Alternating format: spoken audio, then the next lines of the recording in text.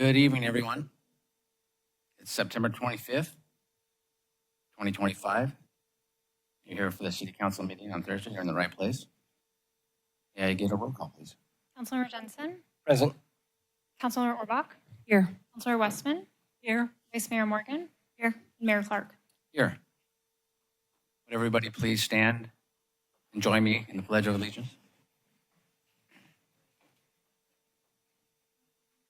I pledge allegiance to the flag of the United States of America and to the republic for which it stands, one nation, under God, indivisible, with liberty and justice for all.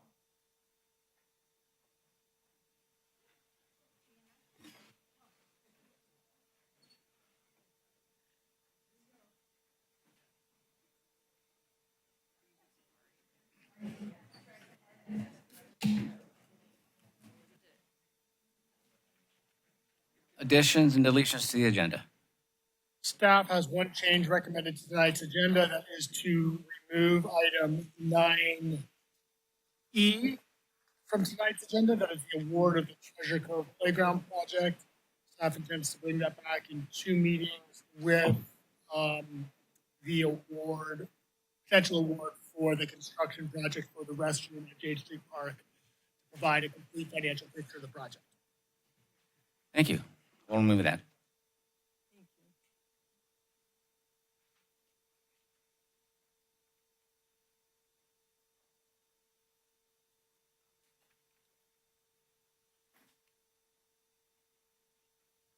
That'll bring us to number 6, oral communications by a member of the public. Each person will have up to 3 minutes to speak. Mayor, Yeah, we'll get to the point of order. We'll go back to number 3. We're trying to get out of here already. Wishful thinking, I think. Number 3, presentations. We have one, and that is the proclamation recognizing September 29th through October 5th as Week Without Driving. That's great. We do have a Metro Board person on the council here. That's Melinda Orbach. I'm going to let her take this, and we will present it on Tuesday when they have an outing for the Metro at the Capitola Mall. I'll let her talk a little more about that, but I'll give it to you, Melinda. Thank you.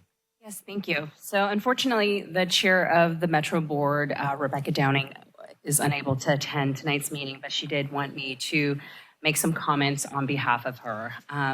She said, with this action, you raise awareness of the challenge faced by those in our community who cannot and do not drive, and demonstrates the value you place on active transportation in your community. Your leadership helps us reflect on the need for safe, dependable, and accessible options for everyone traveling within Capitola and beyond. And yes, I just want to remind everyone that this campaign, this is the very first campaign we've done in the county, Week Without Driving, starting next Monday, so September 29th. This event is being hosted by the County of Santa Cruz Community Development and Infrastructure Department, the Santa Cruz County Community Traffic Safety Coalition, as well as Santa Cruz Metro. I'd like to challenge my colleagues, my staff, all of the people here tonight to sign up and participate. If you can't do it for the whole week, try for a day or 2 days. I think this could be a really powerful experience to be able to walk in the shoes of the 30% of Americans who either walk, roll, bike, or carpool, or use public transit. My hope is for our community to build a healthier habits needed to include more physical activity in their daily routines, and also be inspired to choose more greener ways to move about and be motivated to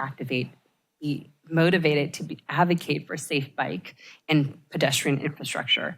Like the mayor said, there's going to be an event at the Capitola Mall outside of the Metro Transit Center this Tuesday from 11 to 3, and I'll be there, and I hope you will join me. Thank you. Thank you for that. That'll bring us to item 4, report on closed session. Good evening. Closed session was had on the item on the agenda, and there is no reportable action. Thank you. Number 5, additional materials. There were numerous additional materials for tonight's agenda. Item 8A, 2 emails were received. Item 8B, 2 emails received. Item 9A, 65 emails. Item 9B, 178 emails. Item 9C, 1 email. These numbers are as of 5:15 p.m. All materials are available for public review online and in the back of the room, and any materials received up until the items are heard will be updated in the agenda packet tomorrow. Thank you. Brings us to number 6. Oral communications by members of the public. Members will have up to 3 minutes to speak on any item in the consent agenda or not on the regular agenda. If you'd like to state your name for the record, please do so. Welcome. Hi, I'm Mary Beth Cahalan, and I'm here to tell you about a community-minded volunteer effort that happened to make the front of the Sentinel, which is very exciting for Capitola. And it is the Beach Festival, and it is the Capitola Beach Festival, and it is this weekend. We have a lot of events. They're all free to the community except for the race and the paddleboarders. Their children to 100-year-old can attend. We have a lighted nautical parade, and this year we will have a drone show. So please come out and participate. The sand castles will be judged by one of yours truly, Jamie Goldstein.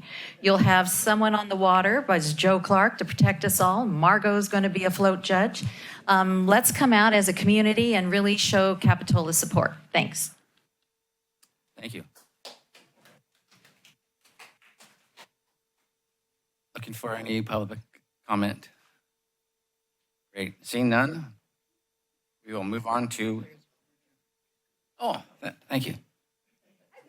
Welcome. Thank you. Dorothy Anton. I live on Bay Avenue. Oh, thank you. Thanks. I know the Hill and Bay Avenue intersection is on the agenda. This is in regard to the Bay and Capitola intersection. I want to thank you for the opportunity to speak and for your ongoing efforts to address the safety concerns of the Bay Avenue corridor. Specifically in regard to the Bay Capitola intersection, I want to thank you for your expressed commitment to implementing some of the suggestions discussed, such as the increased patrols and improved lighting. Given that there's only a single street light on one corner of the intersection, with the days growing shorter, the speedy implementation of lighting is crucial for safety. As noted in previous discussions, the length of the pedestrian crossing at this intersection presents challenges. The lack of lighting and signage, as well as the angle of the crosswalk, more of a parallelogram than a right angle, creates visibility issues for both drivers and pedestrians. Excuse me. While I'm optimistic that better lighting, once implemented, will help address some of these challenges, I believe there are additional measures that could further improve safety. Given the width of the intersection, I would like to ask the council to consider adding a pedestrian safe zone at mid-crossing. This would allow pedestrians to pause halfway through the crosswalk, providing drivers a better opportunity to see them, and would reduce the number of vehicles a pedestrian needs to make eye contact with. Currently, pedestrians may need to engage with up to 5 drivers during a crossing. A safe zone would reduce that to just 3, making the crossing much safer. Lastly, unlike the crossing at Nob Hill and Bay Avenue, the Capitola intersection lacks pedestrian signs. The addition of these signs would be a simple but effective way to increase visibility and awareness, benefiting both pedestrians and drivers. Thank you again for the opportunity to address you today. I look forward to a time when everyone can feel safer negotiating the intersection. Thank you. Thank you. Welcome. I'm Gina Tompkins, and I'm also talking about the crossing Bay Avenue in Capitola. We're happy to say that the red flags, the idea of the red flags crossing has been okayed and is being worked on. So I really appreciate that. Thank you. But my friend made these flags. Until that happens, we use flags. We have our own flags. I'm very concerned still about that crossing, actually both crossings, the Bay Avenue and Capitola and the Nub Hill. I'm afraid to cross. And I walk, my husband and I, we walk all the time. So we basically jaywalk. We feel safer. And I mentioned that in another meeting. I don't know what you can do now, but we need something right now, not at a later time. Because my neighbor, as you remember, got hit badly, and afterwards a young girl got hit walking that crossing. So I'm afraid that somebody else is going to get hit, and we're going to have trouble. So can we have more police presence giving tickets? I think that would really help. Once people know the tickets are being given and it's going to hit them in the pocketbook, they are going to let everybody know and things will slow down. Thank you. Thank you. I would like to remind everybody if we will have time to talk about the Bay Hill. I know that was kind of both, but just a reminder. Welcome. Hi, my name's Melody. Can you hear me okay? So, public safety, I'm concerned. Last time I was here, I was trying to talk about, it's interesting that you talk about cars in Capitola. 44% of people have one car, 39% have two, 12.5 have three, and 3.4 have no cars. I have never ridden the bus in this county. I don't know any of my friends who have. So I think we really do need to think about public safety and what's happening with the cars in this county. Public safety, I'm talking Capitola Police, I'm talking EMS, and I'm talking fire. My son is a firefighter in San Jose. I asked him about high-density housing and how it's working out over there. And he said, Mom, it's a whole lot easier to call on single-family residences. We can get in, we can find them, we can treat them, and we it says a real challenge happens when we're trying to do multi-level. And so my concern is with our present fire staff, I think we have 22 police officers, I don't know how many firefighters, but with our present staff, who gets to triage and make that call when we have a problem? It's kind of like who gets to live or die, because how are you going to get to one end of the county to the other? So this is really concerning to me.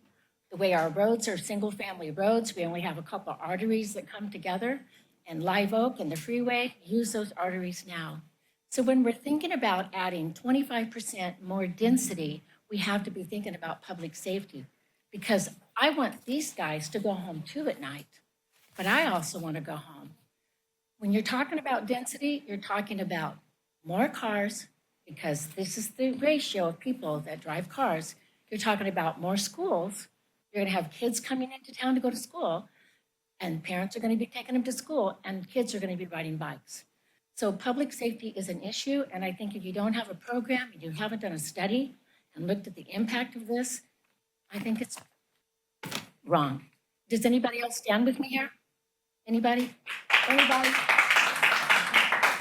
We want to live, and we want to live well, and our property taxes go to support these services. They're residents' property taxes. Thank you. Thank you.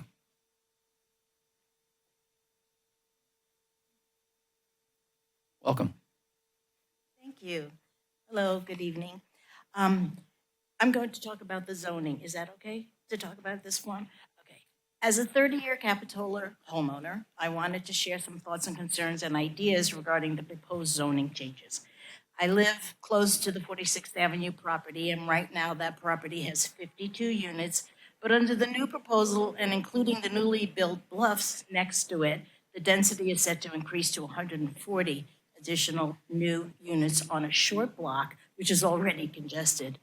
Understandably, this could affect pedestrian safety, traffic flow, potentially requiring new traffic signals, and since there's just one space provided per unit, parking could become increasingly difficult. So looking at all the 7 areas in Capitola being considered for rezoning, the total units would increase from existing 300 to 1,000. So since most households will likely have more than one resident, that could mean around 2,000 new neighbors joining us here in Capitola. And while new housing is important, one of the main concerns is that the 7-story buildings, which create the higher density, would really change the look and feel of our beach town. It feels like a lot of growth all at once, and I worry about how it might impact the balance of our community. Another concern is whether the schools, police officers, firefighters will have the resources to serve so many residents. They already do such an excellent job of keeping our community safe, and I hope that they will have the support that they need if this kind of growth takes place. I completely understand the need for more housing, and I'd love to see Capitola find creative solutions. And one idea I'm especially excited about is the creative use of the Capitola Mall property. It seems like a perfect place to add new housing, where residents can take advantage of shops and restaurants and transportation hub and plenty of parking. With 1,700 proposed units there, it could really become a more vibrant town center that benefits everyone. In short, I ask that you reconsider focusing on the Capitola Mall as a better option for large-scale housing, reducing the height of the proposed buildings in neighborhoods to just 3 stories, and providing more than 1 parking space per unit in new builds in existing neighborhoods. Thank you so much for your time, for your service, and all the work you do to keep Capitola the wonderful place we live in. Thank you. Thank you.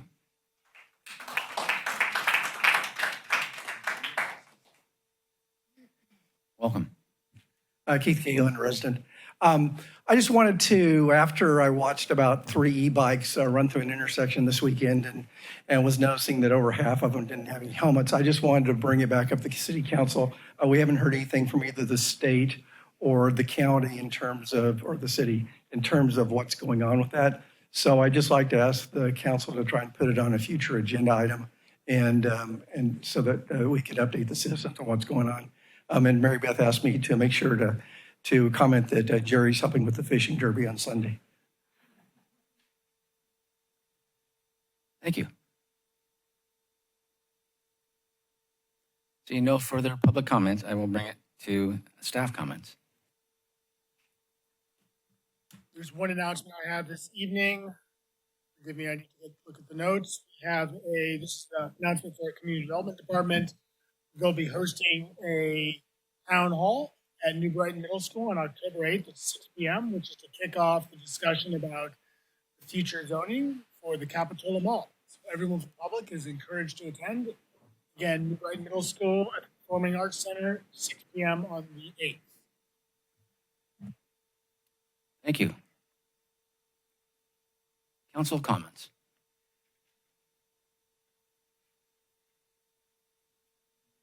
The one comment I would like to make is that I did attend the Seniors Council meeting, and they are quite concerned at this point in time because the state of California is looking at coming up with new regulations for how senior councils can function and work.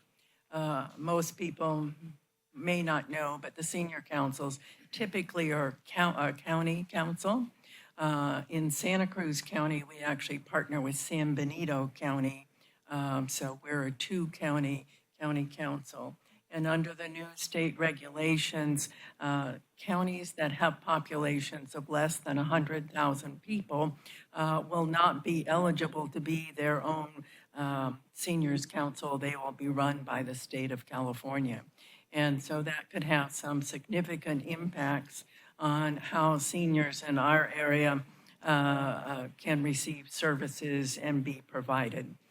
So we're working on that. We're keeping a close watch on it because we all know that right now the system we have where the two counties work together is being very effective in providing senior services to those people. I also wanted to mention that recently Jacques Bertrand, who I think is in the audience, has been added as my alternate for the senior council meetings. Thank you. Thank you. Thank you. Just an anecdotal comment this evening.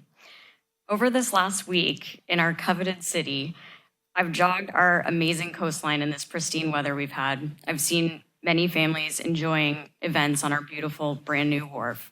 I've watched whales play and breach right from our very beach. I've witnessed one of the most epic sunsets last night. It illuminated the entire Venetian court. I have photos too if anybody's interested. I've also been fortunate enough to support our locally owned small business shops and restaurants, coffee shops as well. I just want to say that this is our Capitola. This is what makes Capitola the place we so proudly call home. This is what I, as a council member, sit before you for. This is what people travel thousands of miles to witness and be a part of. And they're lucky if they get to do so. I have so much gratitude towards our staff, our departments within our city, our local volunteers, which will be huge this weekend, our community members, the list goes on. So today and every day, I really invite you all and welcome you all to feel, appreciate, and participate with this gratitude. I look forward to a productive meeting this evening. Thank you.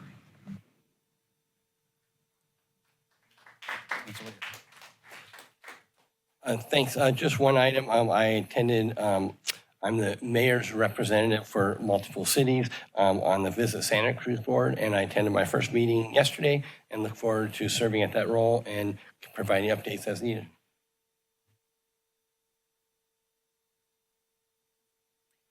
Just want to say I went to the Capitola Art and Wine Festival a couple weekends ago, and it was great. We and my kids really enjoyed watching Elaine's dance studio perform their numbers. That was, for me, one of the highlights to watch the kids that I know dance. That's it. Thank you. Great, thank you. I'd like to shout out to the folks that are putting on the Beach Fest. It's a year-long thing that takes a lot of people. So thank you for all you guys out there doing it. I look forward to the racing on Sunday, the paddleboard race. I'm going to do it again. I'm going to call on the city manager and challenge him for a paddleboard race. So hopefully he'll show up. I'll be there. And lastly, I want to add on the agenda, the coming agendas for November and probably December or January, the evaluations for the city attorney and the city manager. Thank you. That's all I have. That'll bring us to item 8, consent items. Unless somebody wants to pull anything from the consent, I'll look for a motion. Move the consent items. I have a couple of questions about item D, so could we just do that separately? Sure. Would you like to address it now and then take a vote, or do it at the end of the meeting? I think I could absolutely address it now. Great. You know, this is an item where I'm very much looking forward to having a new landscape plan designed for the Rispin Mansion Park. I think we're all looking forward to that. And I was a little confused about approving an item that's between $5,000 and $10,000 because honestly, for me, I'm willing to spend a certain amount of money, but I don't know if I'm quite willing to spend $10,000. And it's my understanding that we're actually going to have an actual number and a bid. And so I'm wondering if it's possible for this just to wait 2 weeks till we actually know what we're talking about as far as the bid number. I also just wanted a little explanation. You know, we talk about the city installed landscaping in here. do we have a plan for what the city installed landscaping's going to be, or is that going to be part of the new landscaping plan? I was a little confused. For our Public Works Director for that question. Just a brief reminder to speak into your microphones. Some of our sound, I want to make sure that all of your comments live on forever. Thank you. Good evening, Mayor and Council. So for the limited landscaping on the Rispin plan, it's a subset of the landscaping that was on the original plan for the project. So there is some landscaping on the exterior of the site and some stabilization, some hydro seeding. I believe we presented a figure of that in our last meeting when we spoke about the Rispin. So it is that same plan, and that wouldn't inhibit any of additional plantings that are being proposed with this amended landscape plan. Okay, thank you. So I'm fine. We can move ahead? Great. Looking for a motion.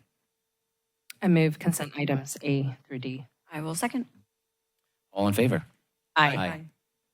Motion passes. And now brings us to general government and public hearings.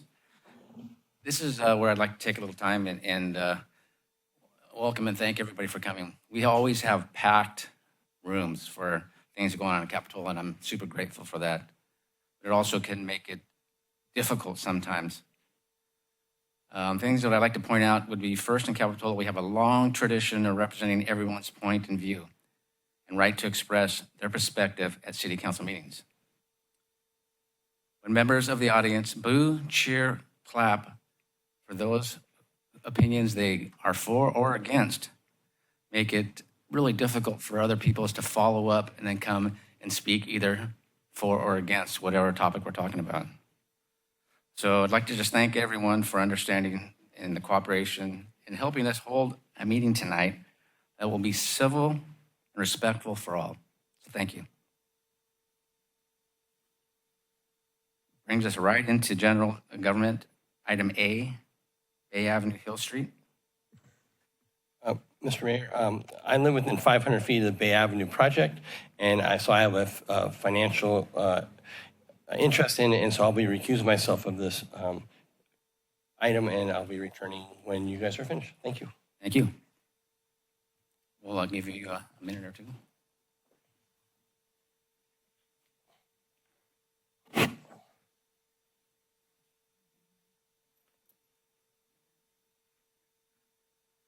Okay, the recommended action is to receive an update on Bay Hill Avenue Street intersection and provide direction regarding the next steps. Good evening, Mayor and Council members. By council request, we're bringing this item to you this evening and an update on the Bay Avenue and Hill Street intersection. Next slide, please. So a little bit of background for those of you who might be new to this conversation. The intersection of Bay Avenue, which is an arterial road, and Hill Street, which is a neighborhood road, has had long-standing concerns since basically the development of the Nob Hill Shopping Center. This project, the current project, was identified after several pedestrian collisions both in and outside of the intersection. A community meeting was held in November of 2003, and in December of that year, council directed staff to pursue a near-term safety improvement or a quick build. Council also formed an ad hoc committee to develop this project, and in early 2024, the options developed were presented to council, and they presented option 2, which I have on a following slide. In July of last year, we constructed a quick build project, and it has been in place ever since. Next slide, please. So in reference to pedestrian collisions, this is collision data from 2017 to 2023, and there are multiple collisions. I believe there are 17 within the intersection, several of which are pedestrian collisions. So underscoring safety concerns in this intersection. Next slide, please. So these were the 3 quick build layouts considered. One was more of a striping and signage project without modifying the lanes in the intersection. The second and third options were doing what's called a road diet, so reducing the number of lanes that went in and through the intersection in an attempt to reduce the number of turning motions or different ways people can move through the intersection. We decided to get, our council approved option 2, which was a road diet, which also included striping and signage improvements. Next slide, please. This also included a lane diet, which reduced the 2 lanes going into the intersection to 1, doing a right turn only near the car wash in the Nob Hill Shopping Center, and then also taking away the 2 lanes across the intersection. Next slide, please. Some data that backed up this decision was considerations of pedestrians and bicycle safety. Those conflict points, again, the types of movements you could do throughout the intersection were reduced with this road diet. Pedestrian crossing exposure, which is how far you have to be in the roadway to cross the street. So this reduced that. Also, intersection level of service, so how quickly you can move through the intersection and the type of length of queuing in the intersection were also considered. And there was a known reduction in both level of service and an increase to vehicle queues prior to installing this project. Next slide, please. So this is the project it is today. You can see the blue bulb outs. A quick build is a project you typically do with paint and easily installable and removable materials. So if this were to be a long-term project, a lot of those blue areas would be in concrete, but this was a quick build project, so it remains in paint. Next slide, please. So we have revisited this intersection at council multiple times. Again, it was installed in July of 2024. In November, council reviewed the project performance and requested an update in early 2025, which we did this February. Again, council reviewed the project performance and directed staff to maintain the project. And then in August of this year, council has requested to bring this item to speak about today. Next slide, please. Just as a reminder, we have our Bay Avenue corridor study going on. So what we have with the quick build are short-term improvements, and the corridor study would identify and develop long-term improvements.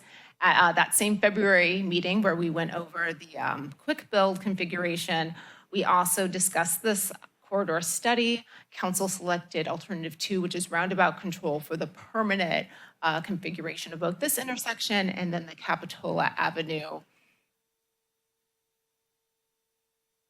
I just blanked. Bay, thank you. The street we're talking about, Bay intersection. Thank you so much, Councilmember. We have so far conducted property owner outreach at both of these intersections. Some of them have provided public comment to this item this evening. In general, they support moving forward with these long-term improvements, but have also shared a lot of the same concerns we've heard from the community about queuing and cut-through traffic. We do have an update scheduled for the corridor study to come back to council at either the next meeting or the following meeting to discuss the corridor study further. Next slide, please. So the current conditions, we are still experiencing quite a bit of queuing at this intersection. It has also been impacted greatly by some regional projects. As we know, the Capitola Avenue overcrossing has been closed now for quite some time, and then intermittent opening and closings of the on-ramps and off-ramps in Park Avenue have also affected traffic on Bay Avenue. Next slide, please. So this evening, I have a representative from Kinley Horn here, Frederick. You may be familiar with him. He has come here before to talk about this item. And we are presenting some options to either keep our current configuration or other potential options for reconfiguration of the intersection prior to our ultimate plan with the corridor study. And I'm going to let Frederick step you through those options now. Thank you, Jessica. Good evening, Council. So the 3 options that is in front of you tonight is number 1 is just to do no change and keep the road diet as a demonstration project. The second one is to restore the prior configuration. So basically we go back to the 4 lanes through the intersection, but we do enhance a few and keep a couple of the elements that's in the current road diet without taking capacity away, but improving safety for peds and bikes. And then the third option is to do this restoration, but also implement a mid-block crossing at the senior center, right? And we can look at a little bit more detail, so option 2 and option 3 in the next few slides. Next slide. So this is a zoom in on the intersection itself, so restoring it. So as you can see, we have the 2 lanes, so coming from the freeway, 2 lanes going through the intersection, always stop control, with a left-turn pocket coming from Cap Ave, 2 lanes going towards the freeway, and then also a left-turn lane. So it's basically pretty much as it was previously. However, we do include some enhanced bike striping. So we take the Class 2 bike lanes through the intersection and do those little blocks that you see through the intersection. And then on the Knob Hill and Hill Street sides, we are keeping those blue medians, right? So the stripes that are there, and all it does is create that extra buffer for pedestrians walking, because we don't have capacity concerns, right? So we just narrow the road as much as we can. Next slide, please. So this is a comparison. The upper image shows the recommendation for option 2, and the lower image shows what the intersection looked like before we implemented the road diet. Next slide, please. So this is the recommendation for what I call a mid-block crossing at the Bay Senior Center.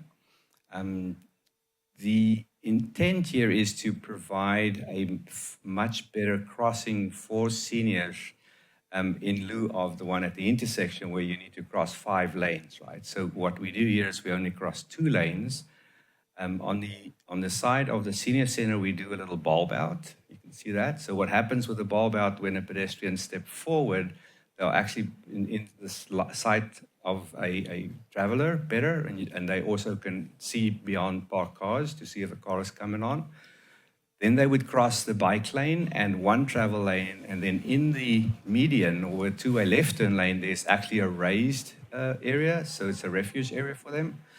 So once they get to the refuge area, then they only look in the other direction, right, and they cross 1 more lane and the bike lane, and then get to the south side of Bay Avenue. There are benefits to putting the crossing on the sort of the north side of center and not on the south side. And the main reason is that we need to maintain the left turn movement coming from Cap Ave into center, right? So we keep it on that side. And then also on the senior center side, we're right at the driveway. So again, better visualization and better observation of pedestrians. We're also recommending that this actually be a raised crosswalk. So it's like a raised table. So the pedestrians gets elevated, right? So they better vision of them. And of course, because it's like a speed hump, if I can put it that way, the cars will also slow down, right? So there is definitely a lower speed across this facility that is an option. So the third option then is to do the restoration plus the installation of this mid-block crossing. Next slide. So we did have some cost estimates for this. This is to restore to prior configuration is approximately $50,000 to $70,000, and to add on the crossing with that restoration would be $150,000 to $200,000. Obviously, we have not budgeted for this in this year's for this annual budget. Staff is recommending, if we were to move forward with the larger project, to adjust the scope of our 41st Avenue multimodal project. That project has included extensive permitting in the Caltrans right-of-way. Staff would recommend still doing that work in the Caltrans right-of-way, and then defer the improvements between Clare Street and Gross Road, which the city has complete control of what those improvements could be, to a later time. And if the council decided to do that, we'd come back with that project for your approval. So this is the full scope of where that project is. So the city limit goes over the freeway, and right before you kind of get to that Safeway complex, and then down to Clare Street is the full scope of the current project. We'd be talking about bringing the project from the northern city limits just through the Gross Road intersection. Next slide. Next slide, please. Thank you. And so this would be the portion of a roadway that would not be resurfaced, and we would not do the improved striping on. And we had discussed this a bit when we presented an update of this item a few months ago. There was some concern about some of the bike striping configuration. And so that is something we can definitely still work out at a later time, both with this project or with the corridor project currently underway in the planning department. Next slide, please. So here's just a summary for quick and easy reference for council, and we look forward to your for your input. I would say something that didn't make it into here, but that was included in the staff report. These estimates are without additional lighting. So additional lighting, we have been talking to PG&E. PG&E is not very amenable to adding more lighting on existing poles, nor are the existing poles really in the correct spaces that would improve the lighting at the intersections. And so staff is currently exploring other options such as solar lighting for these, but those are not included in these cost estimates at this time. And I'm welcome any questions you may have. Thank you. Thank you for the presentation, and thank you, Kimberly Horn. Questions? Please, thank you. Thank you for the presentation, Jessica. And Frederick, thank you for being here. I was just wondering, do we know the traffic data for the number of vehicles per hour that travel through Bay and Hill versus 41st Avenue between Clares and Gross Road? So we do have estimates. Obviously, traffic patterns differ, definitely with the construction going on, but approximately about 2,000 vehicles per hour go through the Bay Hill intersection at the PM peak. So when we experience the most traffic per hour, and then through 41st is around 3,700 per hour through that Gross Road intersection. Interesting. I think the numbers you gave me, Jessica, before was 5,000 through 41st and 1,700 through Bay and Hill. From the data, that's fine. Well, significantly more. The 3,700 is northbound. There's 1,450 south. So in total is 5,000. Thank you for correcting. Okay, great. Thank you. So significantly more going through 41st. How many accidents have there been between comparing 41st versus Bay? So on 41st Avenue, and this is 2013 through 2025, this data comes from Switter, so it's verified by the state, but reported by our police department. On 41st Avenue of this stretch of road, it's 122 crashes with 9 involving peds and 23 involving bikes. And then Bay Avenue is 32, 10 involving peds and 9 involving bicycles. Thank you. And what is the pavement condition index of Clares to Gross Road? The entire, from Clares to Gross Road, is around 30 to 31, which is considered poor. Poor, okay. Doesn't it cost the city more money in the long run to delay repavement? Generally, yes, that is a general rule of thumb. I will say once you get into the poor level of pavement, the treatment is the same. So between 30 and 15, that is the same kind of level of effort. So just to clarify, if we move forward with option 3, we will not be doing the repavement repair work across the 8 lanes between Gross and Clares. Is that correct? That is the staff recommendation, yes. So option 3 will require us to take money from another project, thereby decreasing the scope of that project, which has already been approved by this council. Would pursuing option 2 maintain the current scope of the 41st Avenue repavement project? It would not change how we approach the project. We would still bid the full project. I can't guarantee until we bid the project how much of the scope we can attain. Okay. Yeah. But it would not, the project we would move forward with is the full scope of that project. We would still pursue the full scope of 41st. Is the Center Street crosswalk only temporary? So that crosswalk had started being developed with our corridor study. So with the roundabout, you do have what end up being bid block crossings because you want to cross away from the actual roundabout. So that's what it was based on. I can't guarantee that that would be the exact location of that crossing. We would definitely attempt to, but I can't guarantee that. So we're not sure if it's compatible with the long-range Bay Ave corridor plans? Correct. Okay. When is the Capitola overpass going to be done? Do you know an estimate from the RTC? That's a great question. When they started the project, they said this summer. It obviously is not open. It is the first couple of days of fall. I would anticipate the end of the calendar. RTC has not announced any opening date at this time. Okay. So we live on 38th, and we've advocated for a speed table over there by Kings Plaza, but we were told it would not be compatible due to the delivery and fire trucks. Given that many emergency vehicles and delivery trucks utilize Bay Ave, and Bay Ave is one of the main arterial roads leading into Capitola Village, how is this different? This is a raised crosswalk, correct? I'm actually going to toss that one to Frederick, if you don't mind. So installing raised crosswalks definitely impact fire, right? The question is going to be how much. And we haven't looked into that question. So I would probably have to punt and say, listen, if we If we do install it and we go to the fire chief and say, because they have like fire maps where they show their response times to, and then see if that increase in fire response time impacts them severely, because they've got standards they've got to maintain, and there's of course the the 10 seconds per life and all that kind of data that goes into it. So, but those are how you would assess it, but we haven't assessed that at this time. I see. I hear from our residents that safety is really important. So if fire trucks if they aren't able to cross Bay Ave, that would be an issue, I think. And I think those are all my questions. Thank you. Any questions on this side? So I just have a couple additional questions. So the crosswalk is on, I could refer to it as the Nob Hill side of the intersection. And I'm trying to make certain that I understand why it was not put on what I call, am I not talking in the microphone? On the Gales side of the intersection, because several people have asked me. And I think what I heard you say is that the main reason is that if it goes on the Gales side of the intersection, that you wouldn't be able to install median in the middle for pedestrians to stop without eliminating the left-hand turn lane into center.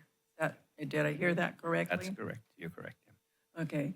And I'm assuming that it's okay to talk about, looking at option 2 and saying that perhaps option 3, the crosswalk, could, we could even study it and have it happen at a later date so that it doesn't necessarily have to be part of option 2.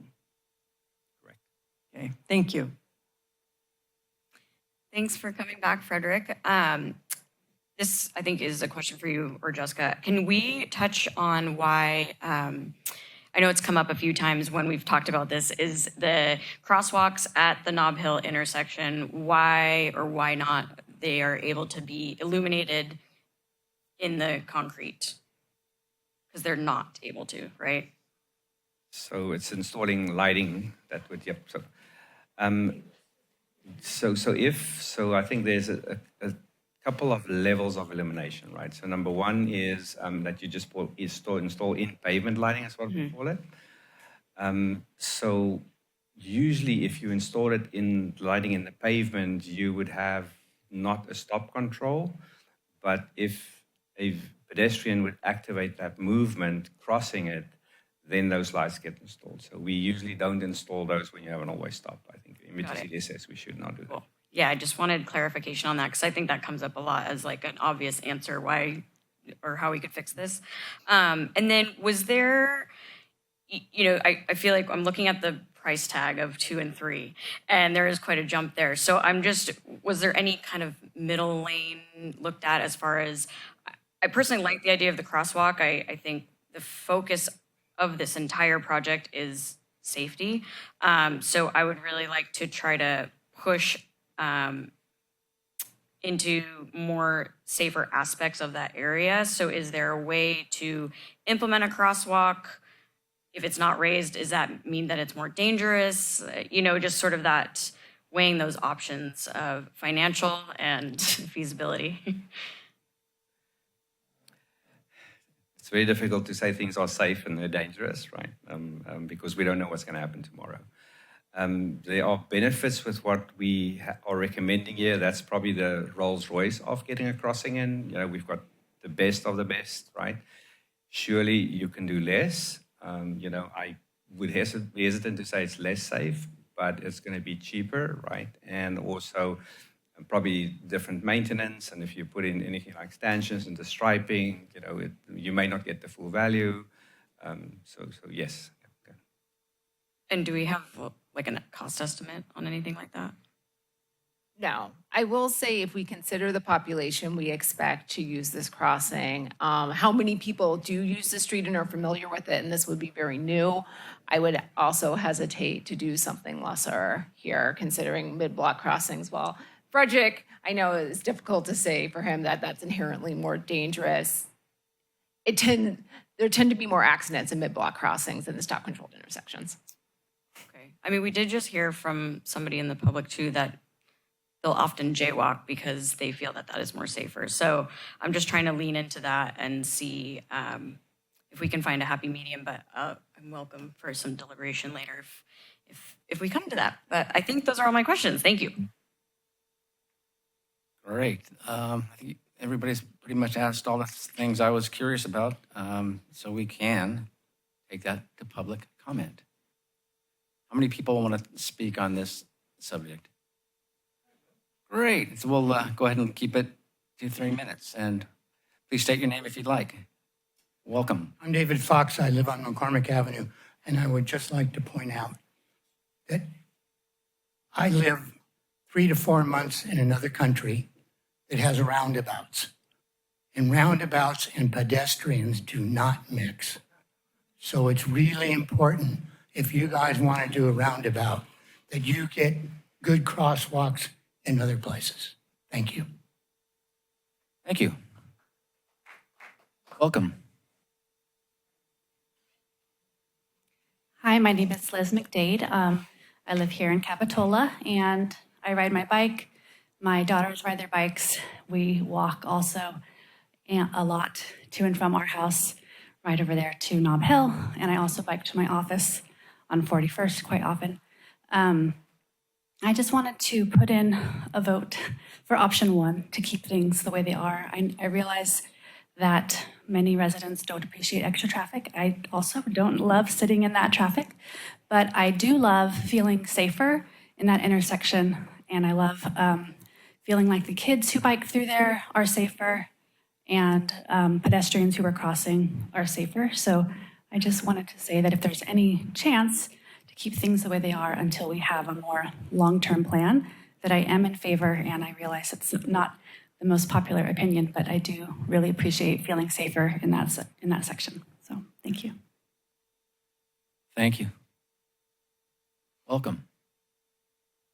Thanks. I appreciate the opportunity to talk about Bay. I know there's a lot of excitement about the rail trail, but in some ways I think this street is much more important.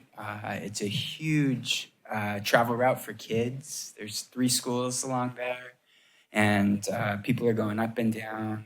I would feel like I wasn't doing my duty as a good parent if I didn't show up tonight and say something on their behalf, because they don't have an option. I can get in the car, if it feels a little sketchy, but if they want to get to swim, if they want to get to dance, if they want to get to school, that's what they have to do. I also wanted to share a story. My mother-in-law loves walking down Bay. She gets her bear claw. She picks up a few items for dinner. But one day walking down Bay, she ended up being hit by a car. Thankfully, it's a small miracle she wasn't hurt. She rolled over the hood and was fine. That was a miracle. And I also thought it was kind of a miracle when council voted to try out this quick build. We knew people would be upset. We knew people would be frustrated. And I was really brave of council to give it a shot. So I hope you think real carefully about all the people crossing the street there. Thank you. Thank you. Welcome. Hi, good evening. I was here a couple weeks ago talking. I am a 3rd-generation business owner here in Capitola, Woodrum Party Store. We're, I think, the second oldest business, 52 years here in Capitola. And with this new change to the road, you have hurt our business. It's gone down 20% because of it. People don't want to come down Bay Avenue. They don't know what to do leaving our parking lot. Someone just got hit the other day again. They're constantly getting hit leaving our parking lot. People are flying down the center. Basically, what you've created is this from the freeway to that stop that people are just flying down the center, flying. And if they can't do that, they're flying through the Nob Hill parking lot. If I walk and get lunch at Nob Hill, I'm almost hit every single day with people flipping around because they don't want to sit in that traffic. Not to mention the senior center behind us. You have 80, actually, this lady just turned 105, and she still drives, and she pulls out of that parking lot into that dangerous traffic. It is insane. We need to put it back. I think what we need is something so simple that I watched them do in one day on Chanticleer around the corner from my house, which is a button you push and it lights up that someone's crossing. Not the road itself, but just something that lights up. Not that flashes all the time like they have there now. People don't see it if it constantly flashes. But we need to put it back. I won't let my kids cross at the Nob Hill Bay Avenue now at all. It is so much more dangerous. People barely stop there now with it being just the 4 stops versus having the extra lanes. Thank you. Thank you. Welcome. I didn't hear how long the time was. 3 minutes, okay, great, thank you. Long enough. My name is Ed Bodorf, 523 Riverview Drive.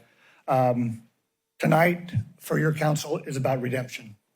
Because I personally believe this is the worst mistake ever made, and the city of Capitola has frustrated the citizens beyond end. I had to go back into the 1980s to find Ron Graves changing a vote on making the Rispano Hotel to find a decision that was as close to being as bad for the city. So I appreciate the conversation. I'm like that you're considering the crosswalk or stop sign at Center. I think the idea has been a problem for at least 20 years about getting the people, Frederick said the senior center, but it's actually the senior housing, to get the people across from the senior housing over to that extremely wide sidewalk in front of Nob Hill. And that should be our concern, because if we can get the seniors out to use that intersection up there and get them out of the other one, it will make that traffic more safe. And I also heard him say that he was suggesting the $200,000 improvement, the Rolls Royce. We don't need the Rolls Royce.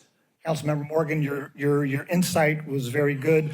I believe that a crosswalk there does need to be raised. It takes the dilemma about having fire trucks and delivery trucks coming over that.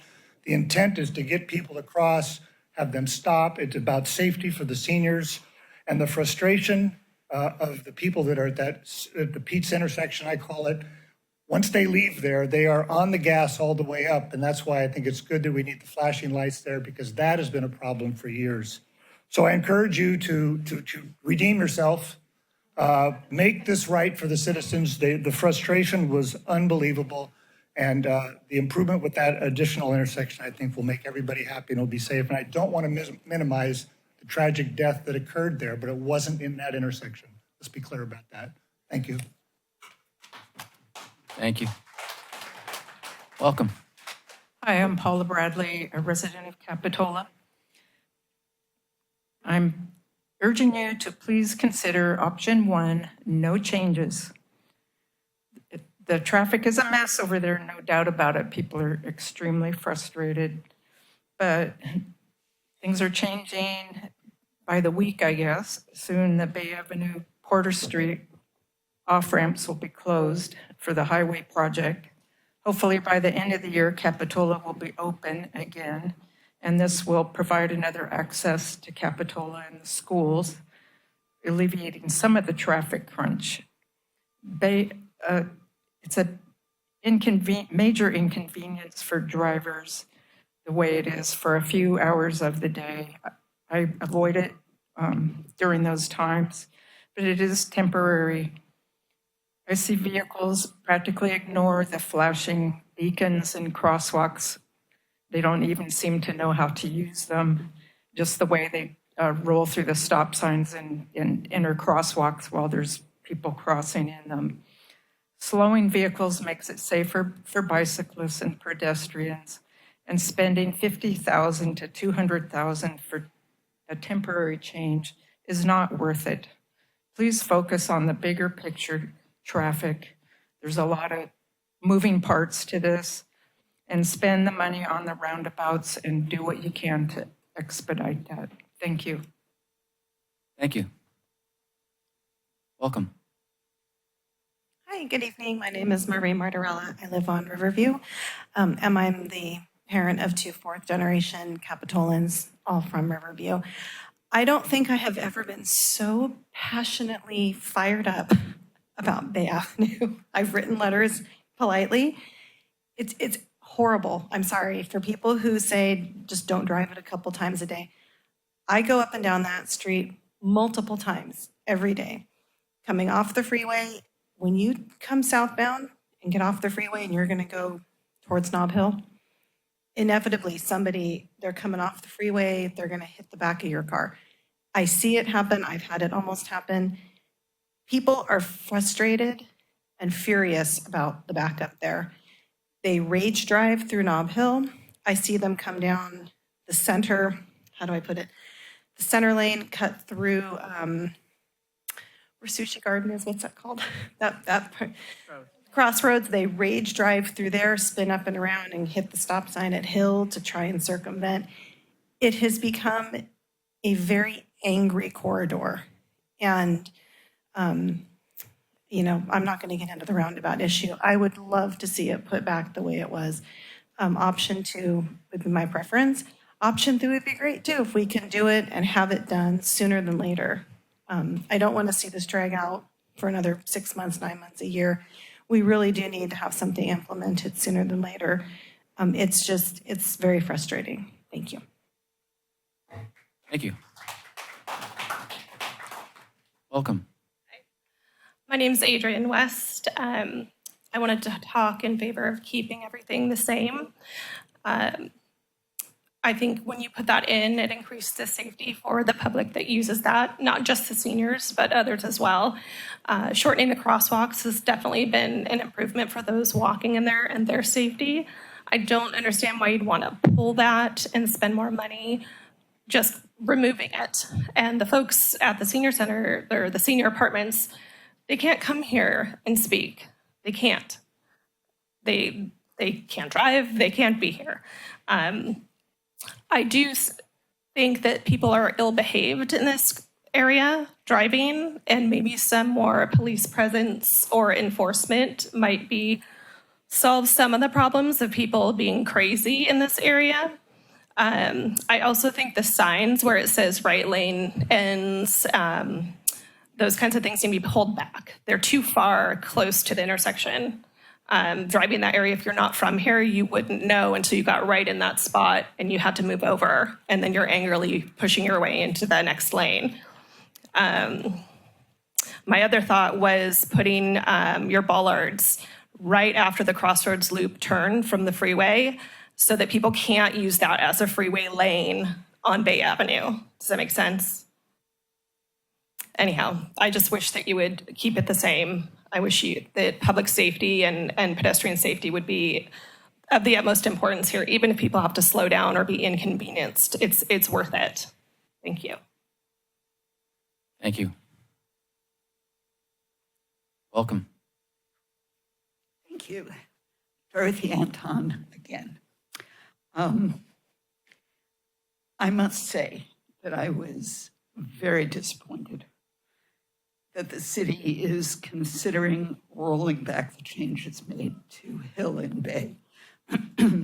All the proposals that I've seen for the future of Bay Avenue seem centered on moving traffic rather than with concern for the safety of bikers or pedestrians.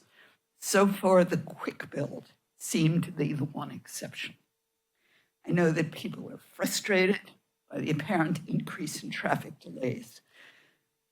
But how much of the traffic delay and volume can be attributed to the intersection changes, and how much to the many construction projects is not clear. What is clear to those of us who negotiate that intersection on foot and by bike is that we feel much less vulnerable when navigating the crossing and much more visible to drivers. Until construction projects are complete and traffic resolves to a normal state, I kindly ask that the current configuration remain in place and that residents who are rushing to reach their destinations take a few extra minutes to accommodate their neighbors who live and walk or bike on these streets. The quick build can always be reconstructed, not so a man, woman, or child. Thank you. Thank you. Welcome.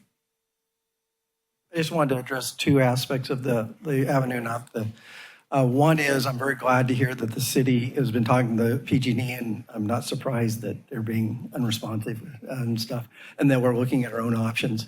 I traveled 25 years, about almost $20,000 or 20,000 miles a year driving for sales without a single accident. And I pulled up the other night. It was a dark evening. And just as I got the intersection, I looked both ways, and then the lights caught my eye. And I looked, and a person in pure black stepped out from behind the lit flashing signs. So the bottom line is the number one thing that I'd like to see the city try and address sooner than later is the lighting for that corner. It's absolutely horrendous. Okay.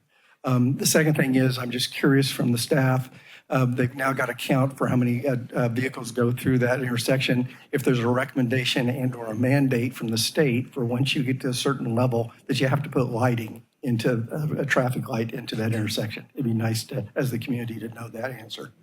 So, I will add the comment, the roundabouts are a great idea, but if you've ever traveled internationally or some of the cities in the U.S. that have them, you'll notice they have virtually no pedestrians around them.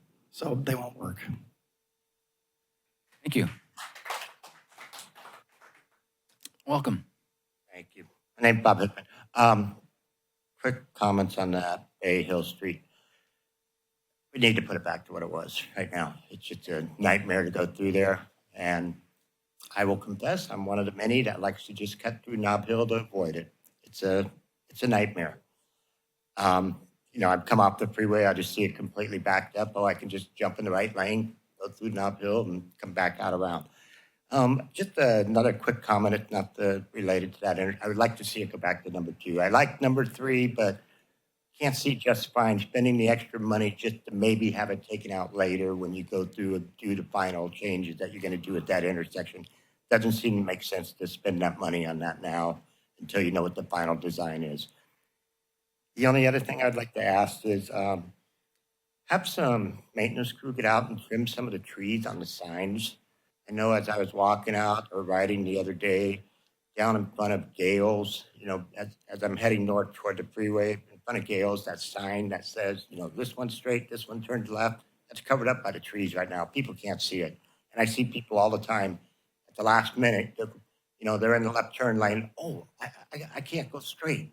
They'll just often cut people off. So that's just a little ask, not too much. Okay, thank you. Thank you.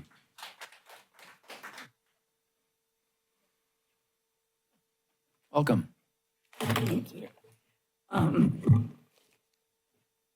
I avoid that intersection too, and I also avoid going by certain areas that have cell tower radiation. Gives me a headache, but this traffic is horrendous. Earlier speaker said we need to look at the larger issue of the traffic, and it relates to what they're doing on the freeway. I have a documentary called Being Taken for a Ride, and I think we're being taken for a ride in a lot of ways. What that documentary shows is that General Motors, Goodyear tires, I forget, was it the 1930s, 40s, conspired to rip up good public transportation systems all across the United States. My mother used to talk fondly of riding the red car in LA. And what happened, that was ripped out, they were burned up, but the Goodyear Tire and General Motors, they said, gee, if people can ride these cars every 5 minutes and it's inexpensive, they're not going to buy our cars. Let's get rid of them. And that's what they did. And when it was decided to go to the automobile, people discussed what would happen with automobiles everywhere and the freeway system. Part of what we're dealing with tonight. there would be accidents, people would be injured and killed, wildlife would be killed, homes, neighborhoods destroyed as the freeways went through. People spending time working on this, on and on. And this is what we've got today. And driving on the freeway for me is a cheap thrill. Gives me a lot of anxiety the way it was. The highway used to be called Scenic Highway 1, right through here. No more. All these trees ripped out. When these corporations decide what to do and they harm the community and they have the power, this is the problem everywhere we turn. The option that sounded best to me, I read through the papers, was returning to the way it was, 2 lanes each way. Thank you. Thank you. Welcome. Hello, how's everybody doing? Nice to see all of you here. My name is Enrique Domo Jr. I live in Capitola, Bay, and Oak. Today I left New Brighton in the school bus to go to Main Street at 2:30. Left New Brighton 2:30, got there about 2:40. There was some traffic, but I believe when the Capitola Bridge opens up, that'll alleviate that. I just want to make sure I missed the first 10 minutes, maybe the first 15 minutes, got caught out front talking to people. So I'm not sure if Police Chief was able to speak tonight and give her thoughts on what's the best as far as safety for our youth and our people riding their e-bikes and walking those streets. You walk by my house every morning. I'm sorry, I can't say anybody else does, but I know she walks every morning by my house, and you see you riding your bike around town. And I don't know if you got to speak, but I would love to hear your opinion on what's best for Capitola with that city. I'm not going to put you on blast right now, but I would love to know what the best safety is for Capitola. And so when you make a decision, please keep in mind safety first. Okay? Thank you. Thank you. Welcome. Hi, my name is Hadrian Kamalani. I live over on McCormick Court as well. And my kids have grown up in this area, went to Main Street, New Brighton, etc. Just a couple of things. I'd actually like to second Enrique Domo's request regarding safety data. I think it's all right to talk about this, but I think at some point you guys could and should look up the actual data, whether it's police reports, what the number of accidents there were in this area, this crossing, in the parking lot, every juncture that can be attributed to this change moving forward. I'm sure you can get data from both insurance companies possibly, as well as police reports about incidents that have happened. And I would encourage you to compare pre-change to post-change to actually get some data behind this. That would be one thing. If we're talking about safety, we seem to be very hyper-focused on the safety of this one street. Is it worth it to lower the safety at this one street, so now you've endangered the other streets where everybody are whizzing through, parking lots? So I think we have to think about the totality of the circumstances that we're changing, not just this one block. The other streets involved. In terms of the kids on e-bikes, I'm glad it makes the adult bikers feel safe. The kid bikers are horribly unsafe no matter what you do. I see them all the time with the helmets unclipped on their handlebars. A lot of them are middle school age, so they have no cognizance of any driving rules. They don't even know to stop at a stop sign. There are other things I think we need to do regarding the safety of those children. I'm glad the adult bikers are enjoying this lane. That's a given. As regards to the traffic that's occurred, it's great that everybody who's come up here and said, oh, you can wait a little bit. It seems like a lot of those people were either people who are older or don't have to stand in the line. If you have to stand in that line every day, it's a different story. And alongside from not just screwing up the traffic jam here, it's backed up into the freeway. Like it's on the exit. It's beyond. I mean, it almost extends down to 41st Avenue. That's just not normal. And that's not safe either. That's it.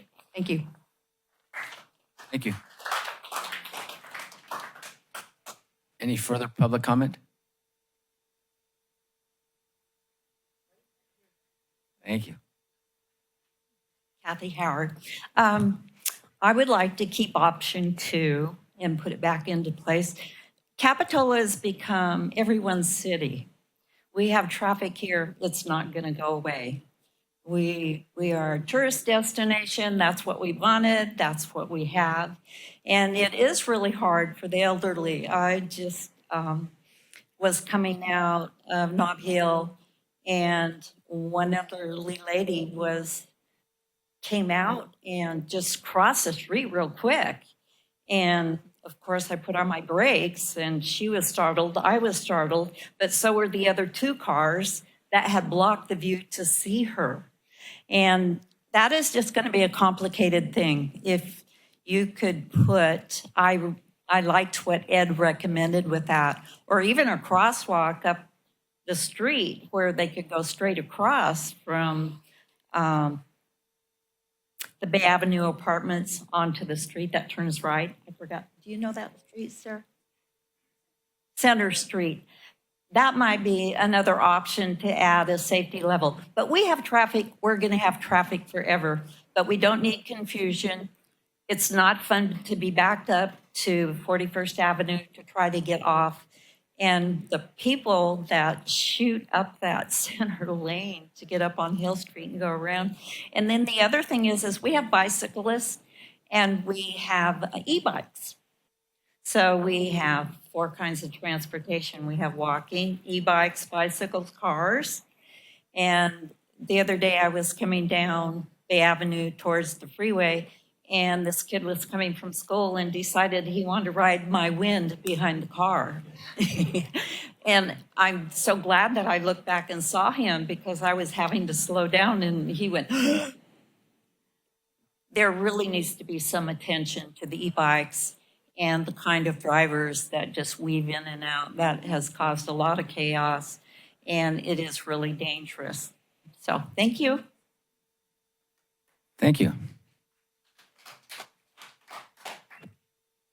Okay, seeing no further public comments, we will bring it back for council deliberation and decision. I'll start at this end. Well, I'm someone who also lives in Riverview Terrace, so I do use Bay Avenue frequently every day. I also do a lot of walking in that area because it's easy for me to walk to the post office or Nob Hill. And it's actually a pretty complicated situation in many ways. I heard Councilmember Orbach, and I think that we do have to be fair in where we spend our money on crosswalks, and they shouldn't particularly go in. We shouldn't have a Cadillac crosswalk just in one place when we can't afford to put crosswalks in other places. I appreciated Councilmember Morgan's comment about, is there something in the middle? For me, driving it and walking it, I've heard some people say they think it's safer. For me, I think it's more unsafe. It's certainly more unsafe to try and, go to the post office and attempt to crossroads in some of those streets because of the traffic and the erratic turns that people take. So I think we do need to go back to having 2 lanes of traffic in each direction there. I don't think that should prohibit us from, continuing to have the new bike lanes there and have them painted appropriately. So we do create a safe space for bikes because it is used a lot by kids going to Soquel Elementary School or the high school. And I agree with everyone's comments about the e-bikes. Something does have to be done. I actually witnessed an kid on an e-bike basically knock over an older gentleman on a bicycle because he couldn't go fast enough for the kid who was behind him on the e-bike. So I almost want to sort of break this up into 2 parts and say, let's talk about, Bay Avenue and whether or not it should go back into having 4 lanes. And then consider, do we have the money? what would just a regular crosswalk cost? Maybe we want to delay until, delay on the crosswalk until we get those numbers. But I do think something needs to change. I'm not critical of the people who put in the quick build. I think people were trying to come up with a solution for what was a problem. And sometimes we come up with good solutions, and sometimes we come up with solutions that don't work, and we need to go back and say, it's time to make some adjustments here. And I think it's time to make adjustments on Bay Avenue. And as I said, I'm repeating myself. I don't have any problem with going back to the 2-lane traffic. I think we ought to talk a little more about the crosswalk, its cost, and what options we have there. So those are my initial comments.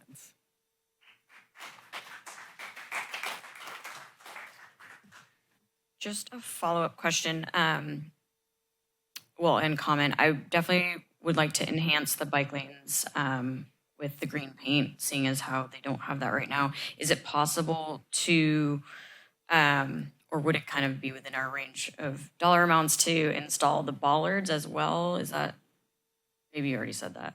Oh, no, you didn't say that, but we did explore that when we were developing the quick build and maybe in some other follow-up meetings, that putting back all of the lanes doesn't allow enough room for the buffer you need to install the bollards. Oh, okay. Or any kind of flexible delineator. Okay, great to know. Thank you.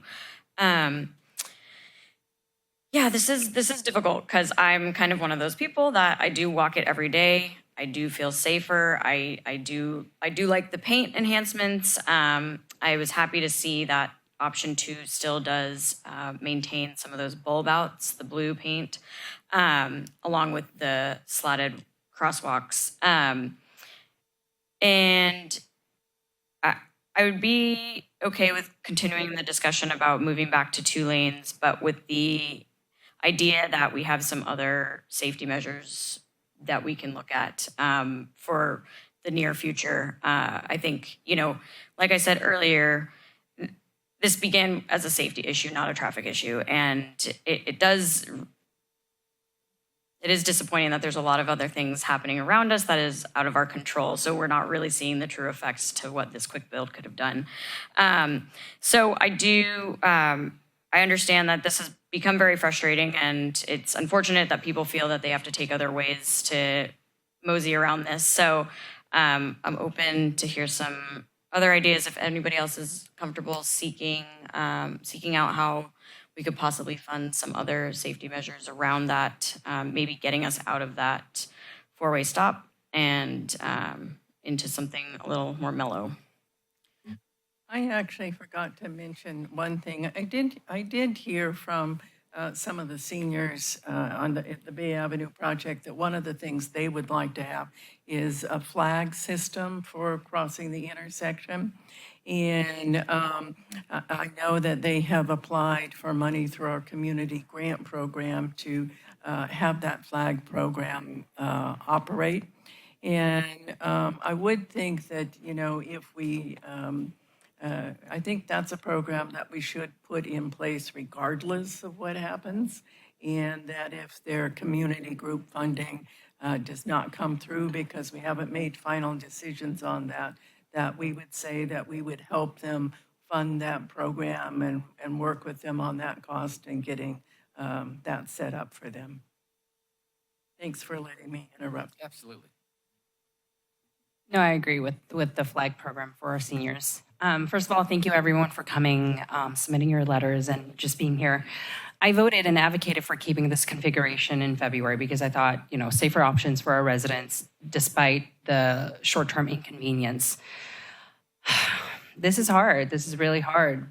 I also drive through that intersection, and it is causing, I think, downstream effects, and people are driving more recklessly. I acknowledge that this quick build configuration is not working for our community.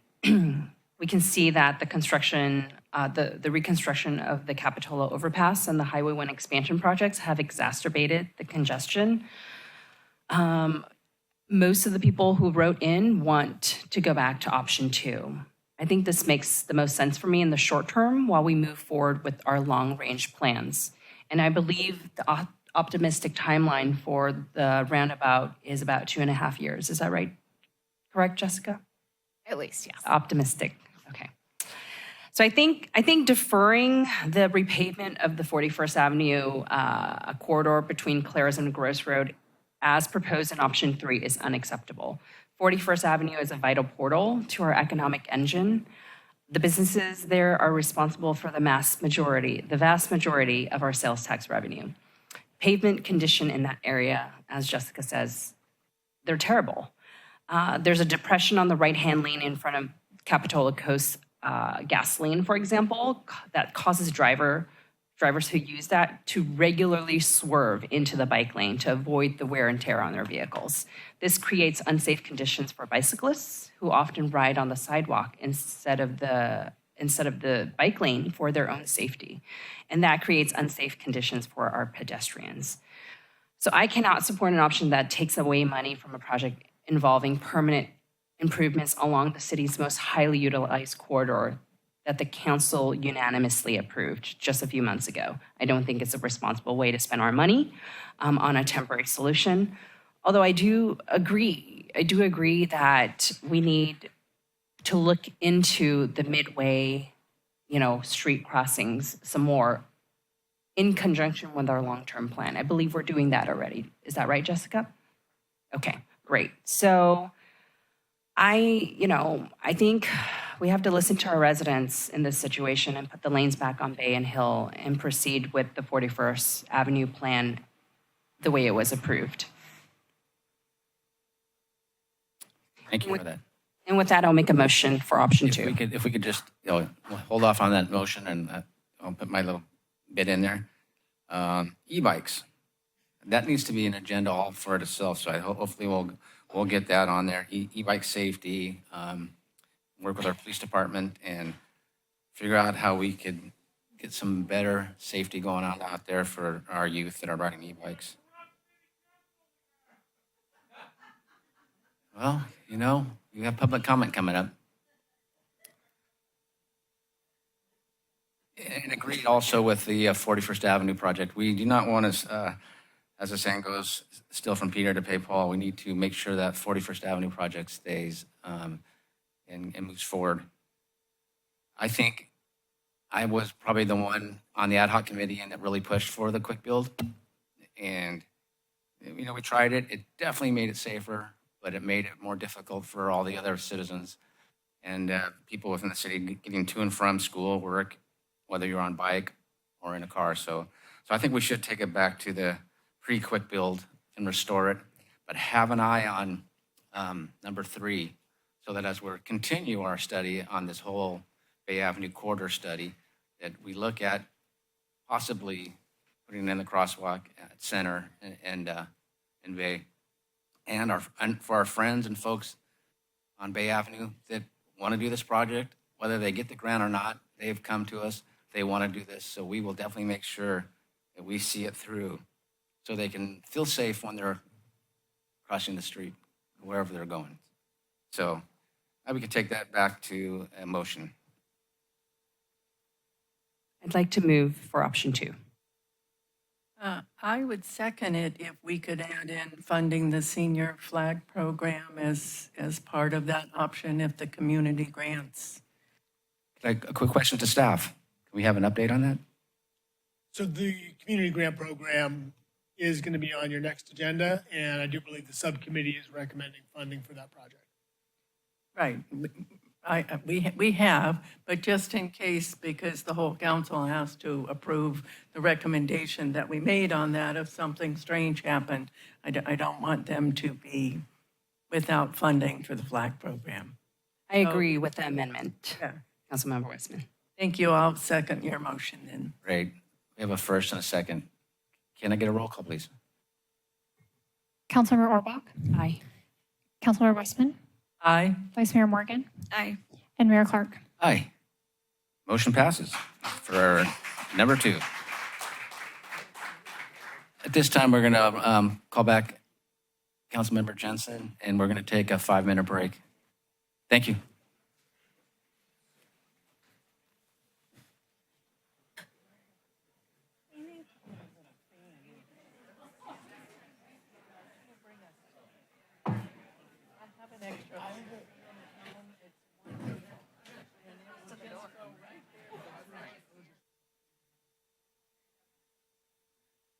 Excellent. It looks like we're all on board again.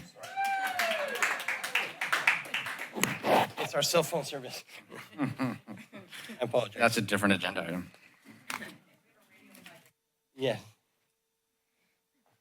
Okay, this brings us to item B, Code of Conduct Complaint. The recommended action determined whether a complaint filed by Kevin McGuire against Councilmember Orbach on June 12, 2025 should be added to a future agenda for further discussion and determination or dismissed.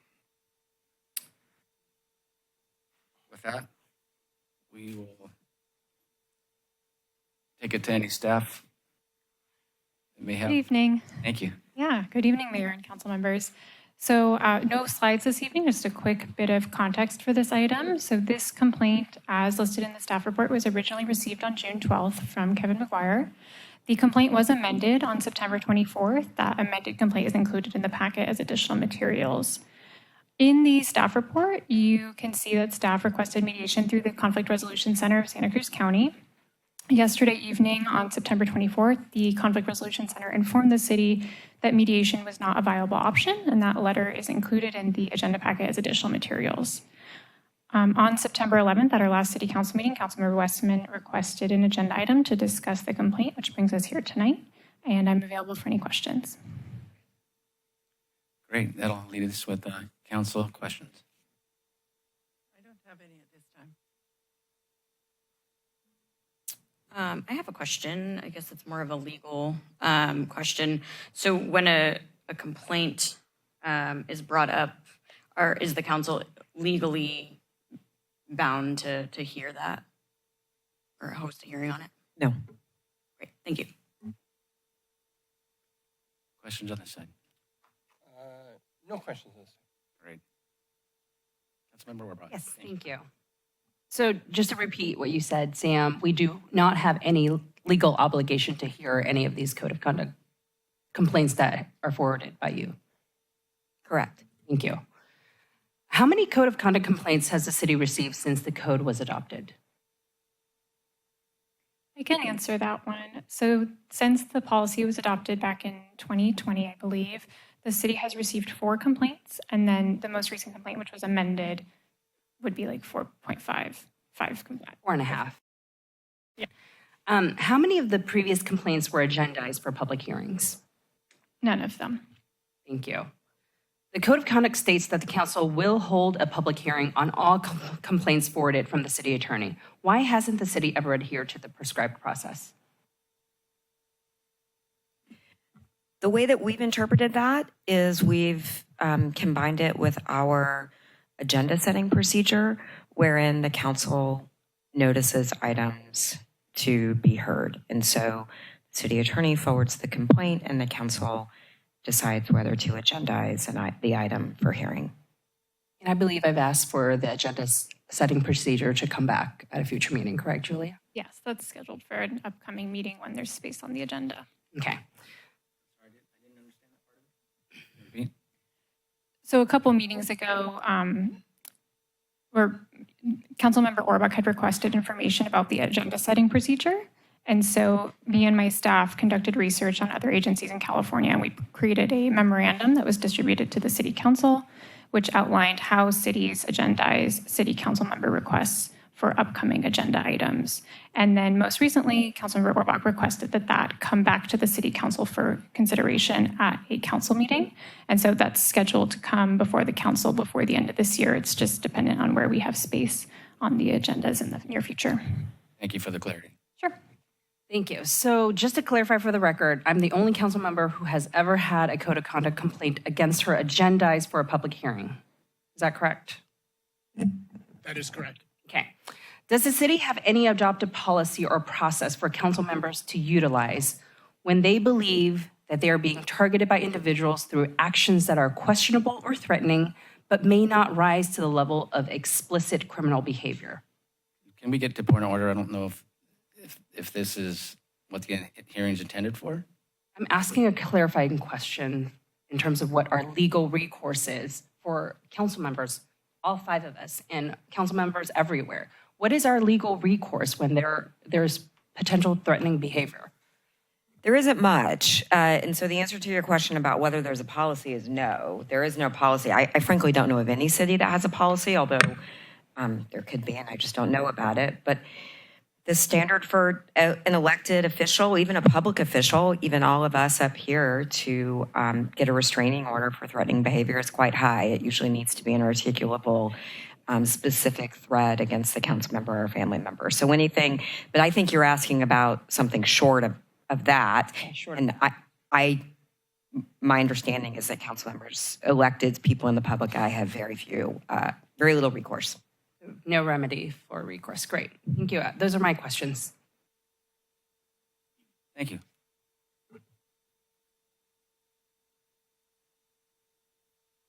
That'll bring us to number 3, public comment. Can I see a hand of all those that would like to speak this evening?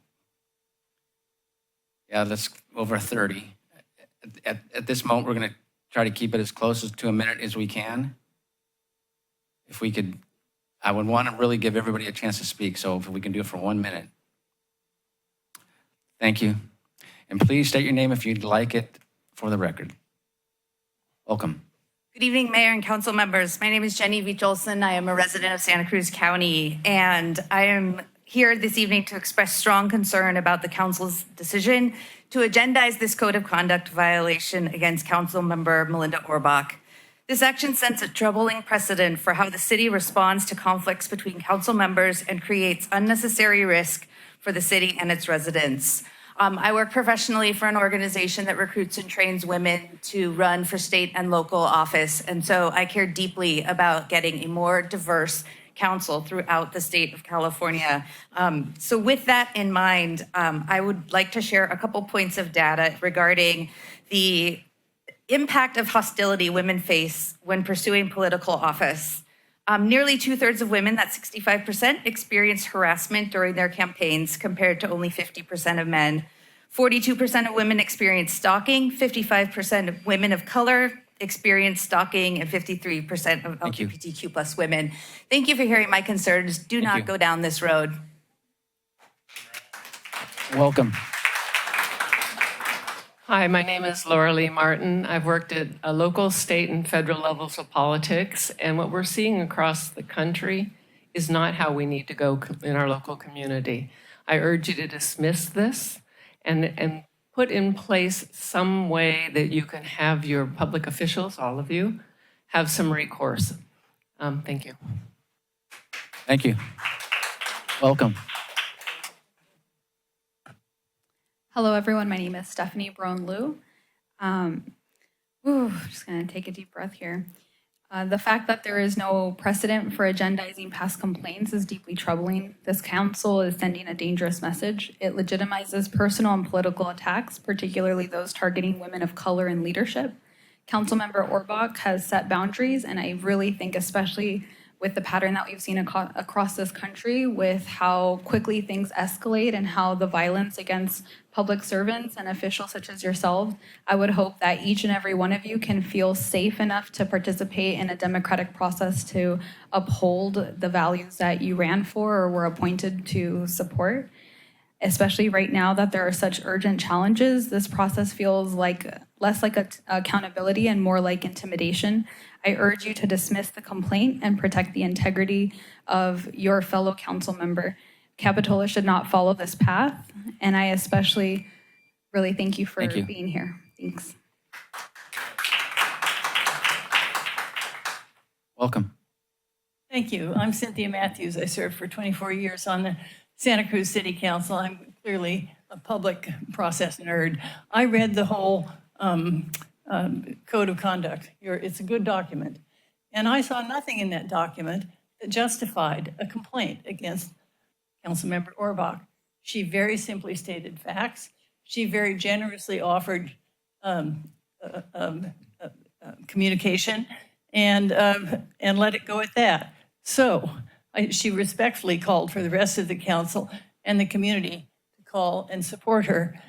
We can all recognize, I think, with real sadness, the poisonous atmosphere that has dominated political discussion in our country these days. It's not good for the country. It's not good for Capitola.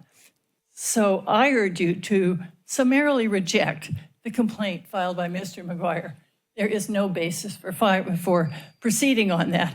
I also hope you will speak out Thank you. against the poisonous online harassment as well. Thank you.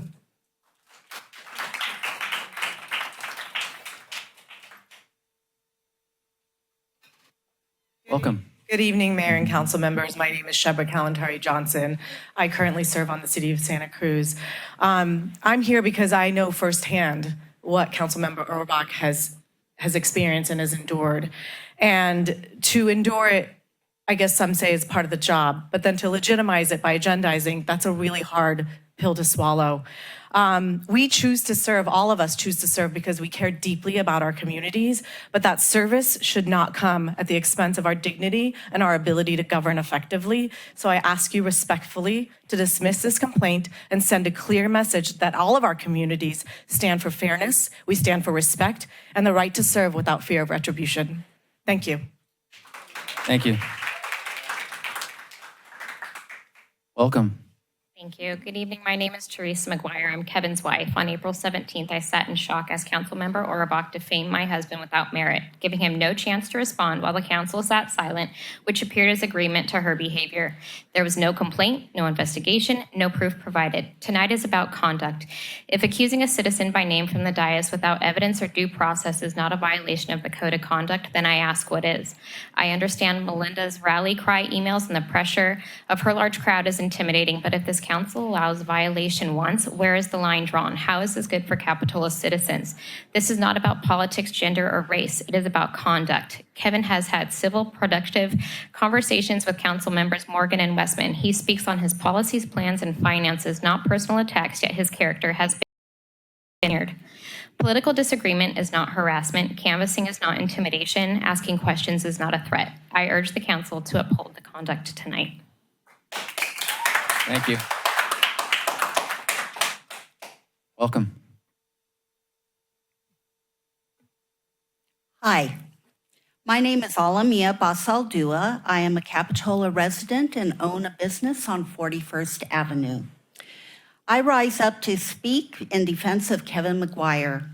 On April 17th, during the Capitola City Council meeting, Council Member Auerbach stood at this dais and publicly smeared Kevin McGuire, accusing him of harassment, threats without evidence. That was not leadership. It was slander from the council chambers. Using elected office to attack a private citizen violates the very code of conduct of the council that everyone is sworn to uphold here. So her actions have undermined public trust and lowered the standard of this council. Therefore, I urge this body not only to uphold the code of ethics and complaint, but to go further. Thank you. Welcome.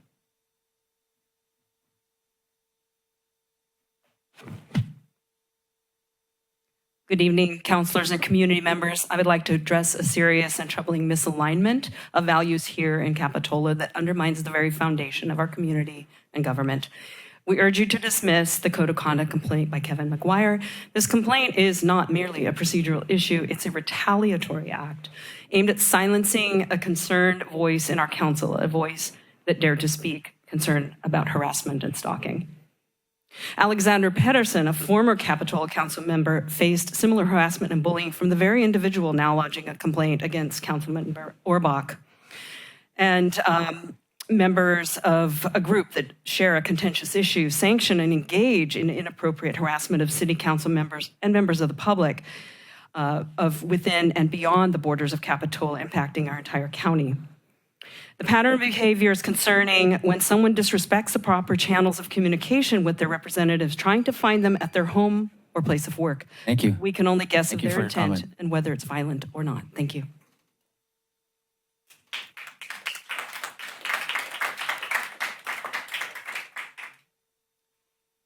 Welcome.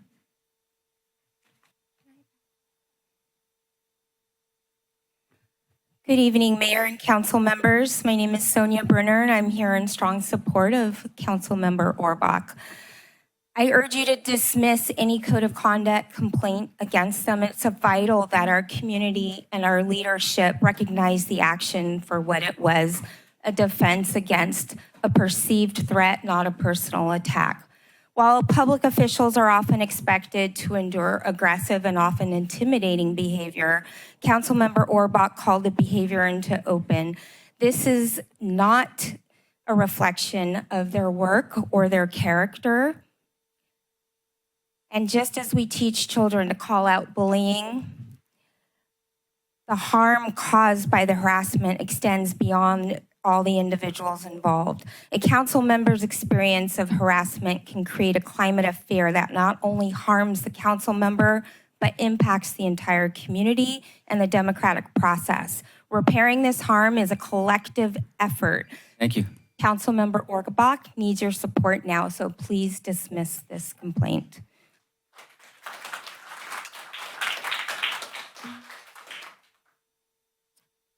Welcome. Hi, thank you for your service. My name is Amy, and I am here tonight to urge you to dismiss the code of conduct complaint against Councilmember Orbach. She's already apologized. We need to ask, what message does this send that standing up to inappropriate behavior gets you punished? When I ran for office, I had pictures of my home posted on Nextdoor. A friend of mine who ran for office had someone from an opposing campaign come to her front door and scream at her through the front door. This is very common and becoming more common in our community. And I think that what we're doing here now is encouraging more than discouraging this kind of behavior.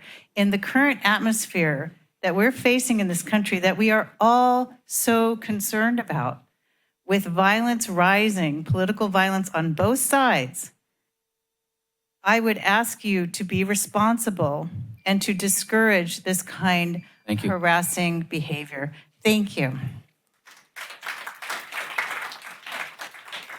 Welcome. I'll squeeze this 3 minutes into one. Hello, my name is Peter Wilk, and I'm here to support Councilmember Orbach, and I hope each of you will take the time to stand up and support her as well, your fellow council member, because this is a big issue. This is not about code interpretations. This is about political harassment and whether or not you're going to continue to give backhanded support to this claim, which you know has no moral basis, or whether you're going to stand by your council member and dismiss it outright. As members of the city council, you're public servants. You know you contribute your time. This is not something you do for fame and fortune. I would be surprised if you don't have sympathy for Councilmember Orbach when she was surprised that instead of gratitude for her contributing time, she's faced with harassment and vindictiveness. So I ask you to please, out of common decency, please dismiss be outright. Do not breathe life into this by dragging it out any further. Thank you.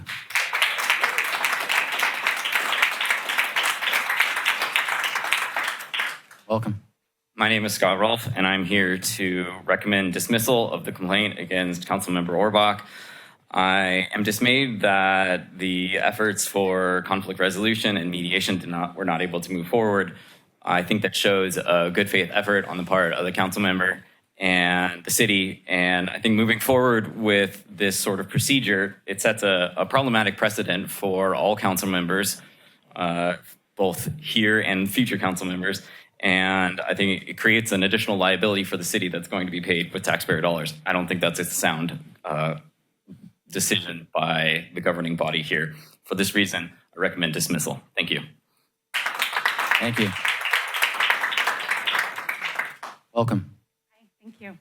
My name is Ariel Gray, and I am urging the council to vote to dismiss the code of conduct claim against Councilmember Orbach. The expectation of decorum has swung too far to one group. There is a code of conduct that is expected of citizens also. We live in a time where locally, nationally, and globally, more deference is shown to the harasser than the recipient of that harassment and intimidating behavior. It is unacceptable to demand that recipients of threatening and harassing behavior capitulate and apologize to their aggressor. We must demand more more accountability and decorum from everyday citizens in how they act online and in person towards elected officials, especially in a community as small as Capitola. We cannot send the message that public figures, and especially women, need to abide by harassment and intimidation. This complaint is rooted in intimidation. Please vote to dismiss the claim. Thank you. Welcome. Dear City Council members and the highly esteemed Mayor Joe Clark and the excellent hardworking staff that bring us the production of this hearing, my name is Nicholas Brown and I'm a resident and I'm less than excited to be here tonight. I'm less than excited to be here tonight because I believe my friend Melinda Orbach was terrorized for political reasons by a member of our community. First reason why I'm here is because Melinda, you and your family are my friends and we love you. Keep your head up and ignore the jealous haters who are just jealous of your peace, so they try to take it from you by harassing and terrorizing you and dragging your name through the mud. Your family and your friends have your back, though. I'd like to remind everybody to treat everybody else like you want to be treated, both residents and council members alike. Dear council, I'm less than excited to be here to see this issue is even elevated to the level of public hearing when there's obviously better ways to resolve tension between one council member and a member of the public, even when the member of the public's behavior is out of line. Council, with your vote tonight, any individual city council member has the chance to either. Thank you for your time. Thank you. Welcome. Good evening, council members. My name is Kristen Brown. I'm a former Capitola mayor, and I'm going to speak really fast.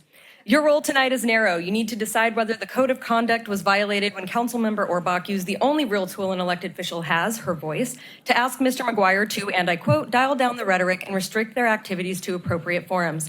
Hundreds have urged you to dismiss this complaint, which your own policy allows. The precedent you set tonight reaches beyond the city of Capitola. Most of us, if told our actions felt threatening, would respond with care, kindness, joy, love, compassion, and apologize.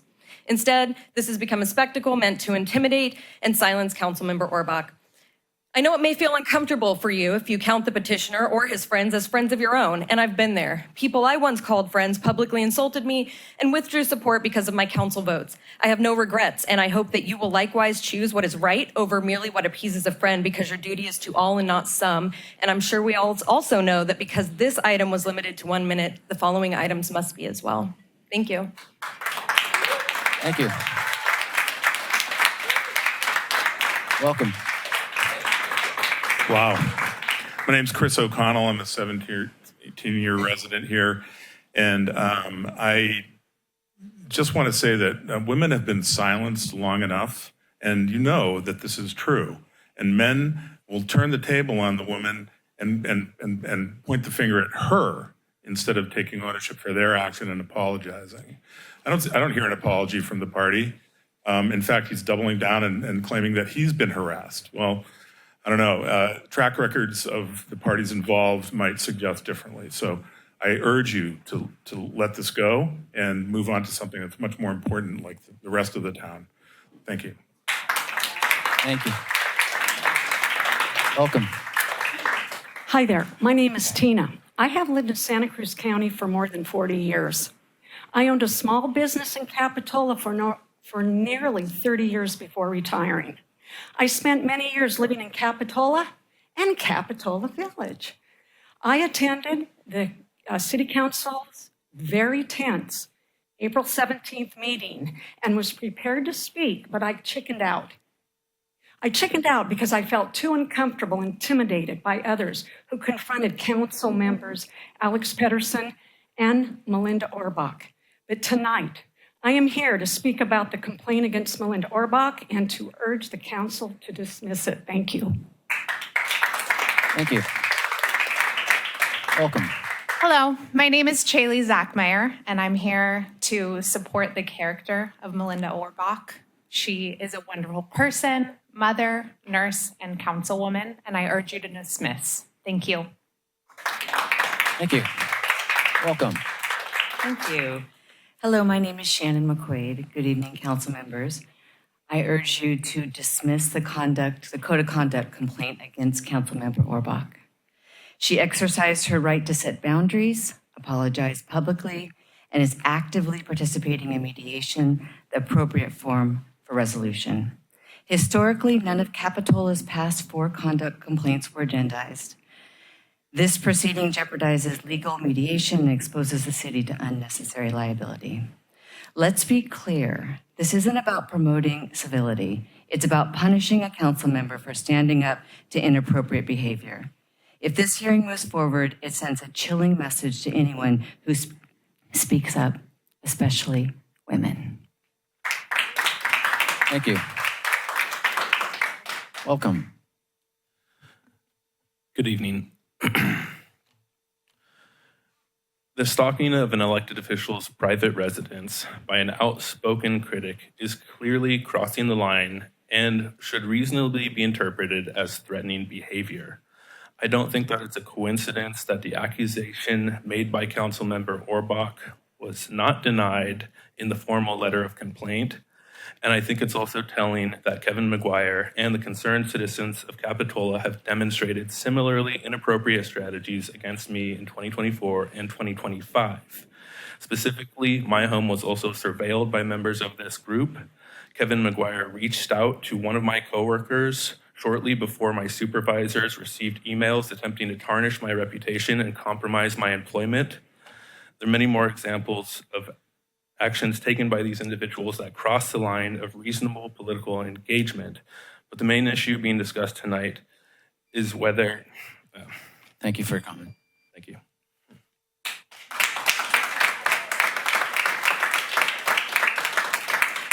Welcome. Good evening, Mayor Clark and council members. My name is Matt Farrell, and while I'm not a Capitola resident now, I had the pleasure of living in Capitola from 1976 to 1978, and worked for many years helping on the Wharf to Wharf in Capitola. I urge you to dismiss the complaint against Melinda Orbach. She has apologized for her statement on April 17th that apparently is not in compliance with conduct policy. She also has agreed to engage in conflict resolution. And to date, I don't think the written report on that effort has been provided to council. So you should at least wait until that report is given to you. Lastly, I think that it's really important to let this conflict resolution resolve itself. Thank you for your comment. Welcome. Hi, I'm a local community member and a young person who thinks a lot about the future of Santa Cruz and the kind of Santa Cruz I want to live in. And I feel like I've seen my values reflected less and less in Santa Cruz and Santa Cruz County administrations. And I urge you to dismiss this complaint against Councilmember Orbach. It makes me lose faith in our systems to reflect the full spectrum of values in our community. So I beg you to please dismiss this to give people like me hope for representation in governing bodies. Thank you. Thank you. Welcome. Good evening. My name is Natasha Pedroza, and I'm speaking in support of Councilmember Orbach. Linda first told me about her dream to run for this council, one of her kids' birthday parties. She lit up with joy at the possibility of being the voice of families like ours, the importance of getting to know other voices that didn't agree with her so that they could build this community together. I'm here tonight because I believe this is not about her ethics. It's about silencing a woman who spoke up about feeling unsafe. Of course, she felt that way in this political climate. Instead of believing and protecting this public leader, we are performing this spectacle. Punishing her now sends the wrong message to anyone in our community who has ever wondered if it's safe to speak up. This complaint should be dismissed. We deserve leaders like Melinda, who bring their whole selves to the table, parents, professionals, truth tellers, those who fight for a community where every voice matters. Please don't silence or even dim hers. People have already tried to take her joy. Thank you. Welcome. My name is Darlene Briano, and I came from the county of Monterey. I came in support of Melinda Orbach. I am a woman supporting another woman. And I urge that the City Council vote to dismiss the Code of Conduct complaint against her. Please be responsible and discourage harassment against our political representatives. I worked 10-hour shifts today, a 10-hour shift. I drove straight from work to here, and I've sat here. I haven't had dinner, but it was important enough for me to come and do this small sacrifice for this representative who is working on behalf of the citizens who voted for her, trying to represent them. Thank you. Thank you. Welcome. Hi, I'm Paula Bradley, a resident of Capitola. Please dismiss Kevin McGuire's claims against Melinda Orbach and do not elevate this matter in a public hearing nor take any negative action toward Melinda. Kevin's claims are unfounded. Melinda did not violate the Code of Conduct, which is vague and subjective, allowing interpretation. A public figure should not be powerless to defend themselves against intimidation, relentless personal attacks on social media, in person and in public, and the public be beyond reproach. McGuire on social media relentlessly trolled Councilmember Orbach and her 3 predecessors for the last 2 years. He has continued to escalate his claims, even though there have been efforts to mediate. If council appears to vindicate McGuire, it rewards and encourages bullies like him to ramp it up, and there will be no consequences for relentlessly harassing council members. Thank you for your Thank comment. you. Welcome.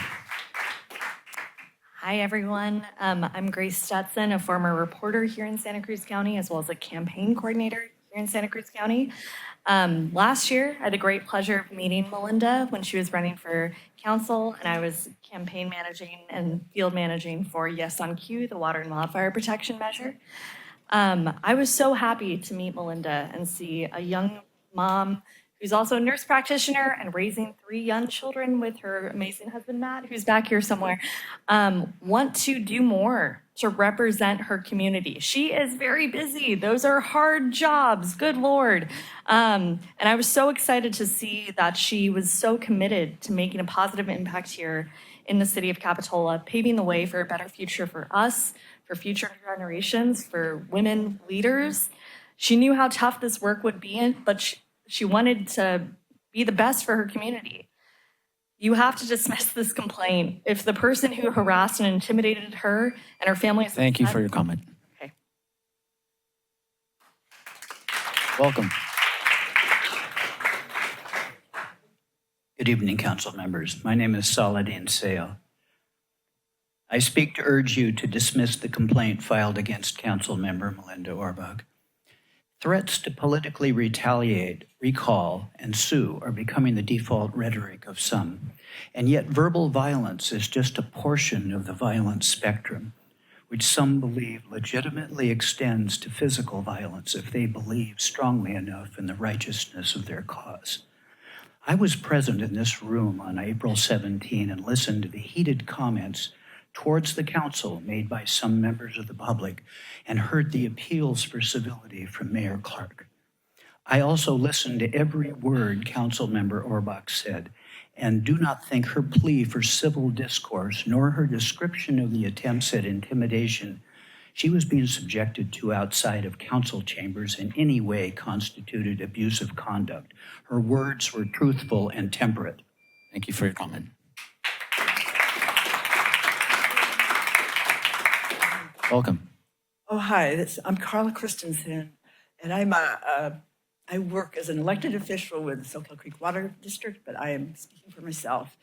But I do have some comments about my own history as a candidate. I think every woman elected official here can identify with the things that Melinda has gone through in her course of election. She's a new person on the board, on the city council, and so saying a name was a rookie mistake, but it did not rise to anything like what I read in the code that sounded like misbehavior or anything else.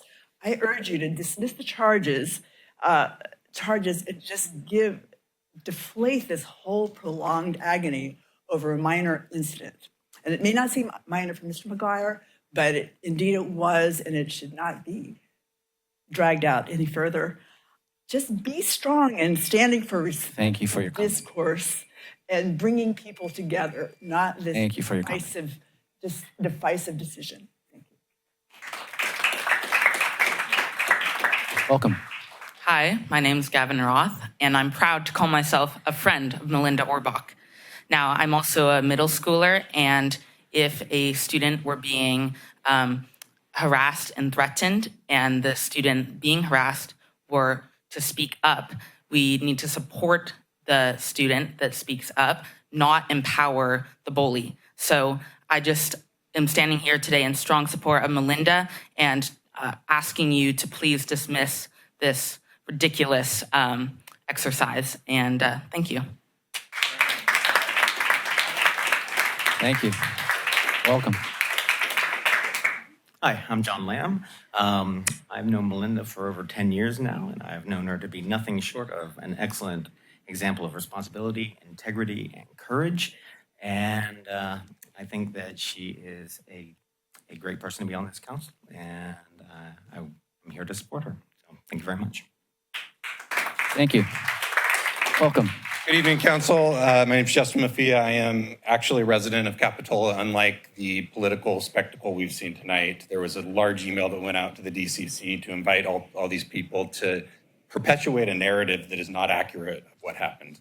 So the code of conduct is clear. The dais must never be used for personal attacks. Yet on April 17th, Councilmember Orbach used it to accuse a community member of stalking and intimidation. Those are serious charges. She stated them as facts. There's been no evidence. The community member, Kevin, involved has talked to the chief of police, has talked to the mayor, has offered to meet, and you have rejected that. Like, this is, and so the idea that... Quiet. If you have more outbursts, we're going to clear the council chambers. Thank you. Do I get a few extra seconds? Go right ahead. Yeah. Okay. I'm asking the council to take this complaint seriously, place it on a future agenda, hold Councilmember Orbach accountable, and censure her for the conduct that falls short of what we expect. Thank you for your comment. Welcome. I didn't understand the last part, but I guess I'm going to talk. Juan Pedrosa here, supporting Melinda Orbach. My audience is the council. We know why we have rules. We remember and have read about what places looked like before we had rules. You're kind of at the whim of whatever arbitrary thing happens to be taking you off, and we don't want that. Codes of conduct, rules, they're there to protect all of us, yourselves, all of us. It kind of sounds like we're tiptoeing closer to using rules for what they weren't meant to do, which is to be weaponized against people for personal vendettas. I love that we're bringing our time and our passion. There are people standing in line with whom I agree. There are people standing in line with whom I disagree. I hope you have a really great night, all of you. Rules are here. Codes of conduct are here to protect us, not to be weaponized and leveraged around people that we don't disagree with, that we don't agree with. Thank you. Welcome. Well, I find it interesting everybody was standing there when all this happened, because I have no idea what happened. I wasn't there. And I don't think any of you were. So you are all, even Melinda wasn't there per her own husband. So she's saying she's being harassed and she's not even standing there. So all I know is what happened at the meetings. And at the meeting, she attacked Kevin McGuire. We don't know anything else. I know she's been asked to do other things, have mediation, and she's turned down at this same place. She did apologize, and it was not in heartfulness. She just did it because she felt she had to. My problem is she uses this as her political stance. We are not Santa Cruz. We are Capitola. And if you want to be in Santa Cruz, go join the Santa Cruz City Council. Thank you. Welcome. Jacques Bertrand. Thank you, City Council, for bringing this forward. I think in a time like this, it's really imperative for us to bring things that are very difficult to public discussion. This came up because of something from the dais here, Melinda, yourself, saying something on public. I was a former elected official. I have a very deep respect for whatever I say on the dais. To me, that is very important. It's a trust that I was given by the people that elected me. I do not go up there and accuse people of things. I have been knocking on doors since I was a little kid in grammar school, all the way up into my last campaign here. I've been chased down the street by people threatening to kill me. I've had doors slammed on my face. I've been spit at. I've been all sorts of things. Usually people are very good. The last campaign that I went on, was for John Laird. Okay, excuse me. Thank you for your comment. Very much. Welcome. Mayor, City Council. Ed Bodorf. I served on the City Council for 8 years, and all of you that know me, all I care about is the process. Okay, if there was a violation, I don't know Kevin McGuire, I don't know that much about Melinda. If you feel there's a violation, you need to look into it, look into it. I do know that I have 122 letters here that I looked at that was written in support. Of those, 14 are from citizens of Capitola. So I don't like this show. I would never go to a Santa Cruz City Council meeting and tell them how to run their city. So I don't like the dog and pony show. I respect all of you, and I hope you will deal with the situation in the way you see fit for the best of Capitola. I know that the city manager brought this code of conduct up just as I was leaving. You took it. If you believe it's real, then use it. If it's not, then get rid of it. I'm all about the process. Thank you. Thank you. Welcome. Good evening. I've been up since 4:30 and I went to work all day and I came straight here for the greatest cause, which is to support my friend Melinda.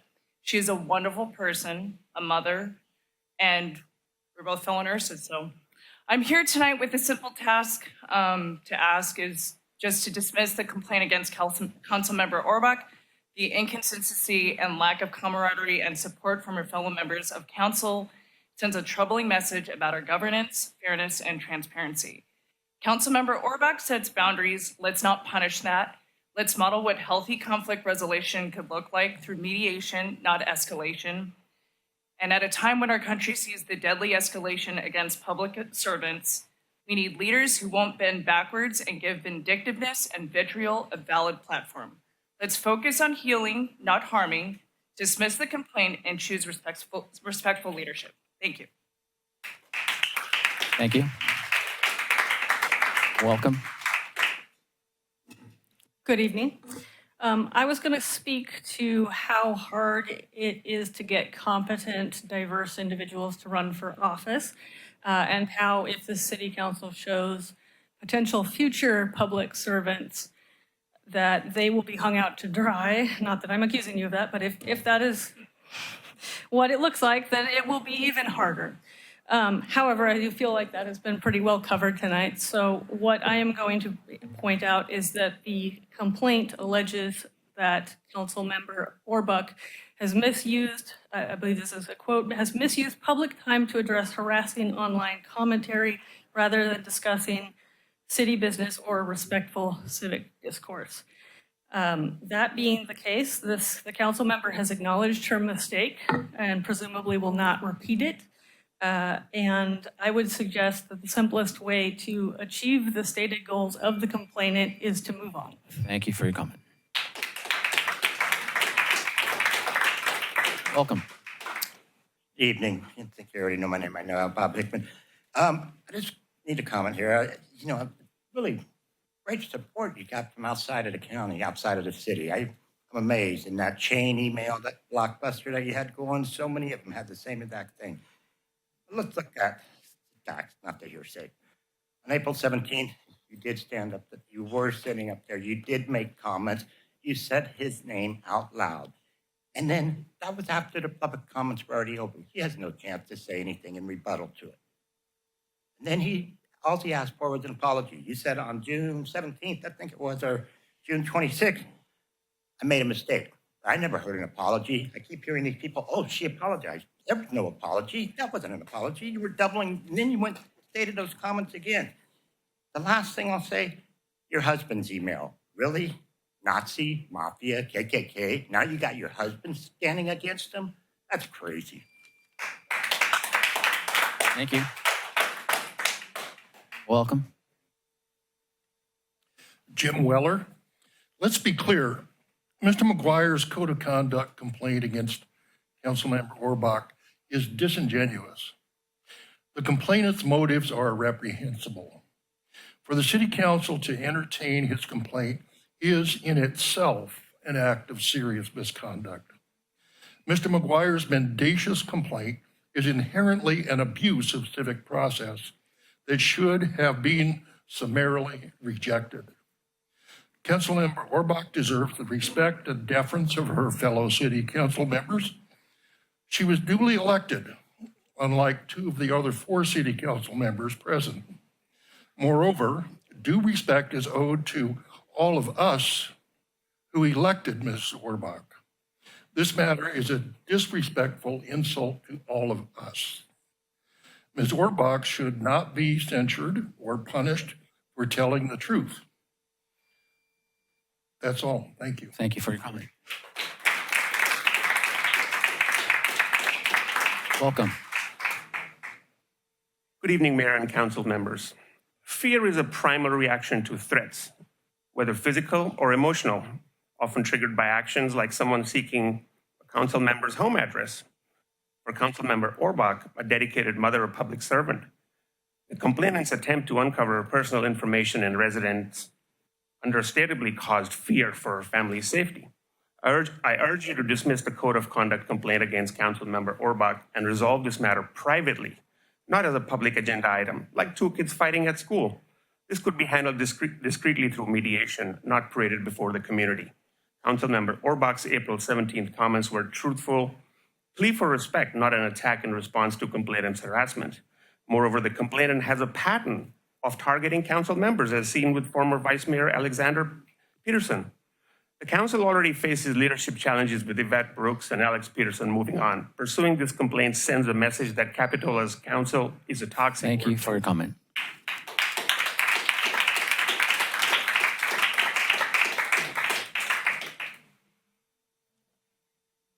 Welcome.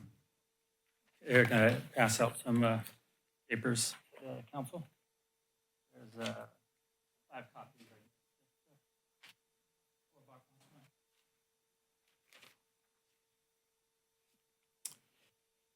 I want you to imagine yourself sitting in this chamber as a private citizen. You just spoke about a policy, about an issue you care about. Then suddenly, someone in a position of power sitting on the dais with the microphone, live stream, and the authority of the office calls you out by name. They accuse you of harassment, intimidation, even physically threatened behavior. You're blindsided, you're shocked, you're mortified. In that instance, your name is broadcast to the community, captured forever. No microphone, no response, no equal platform to defend yourself. Civil discord means we debate policies and ideas. I've always been open about my views, even when they differ from yours. That's democracy. That's healthy debate. But attacking a person and do it from the seat of power is something else entirely. It's not civil discourse, it's abuse of the dais. Thank you for the very definition of toxic behavior. You guys have what the code is. Thank you for your comment. Please.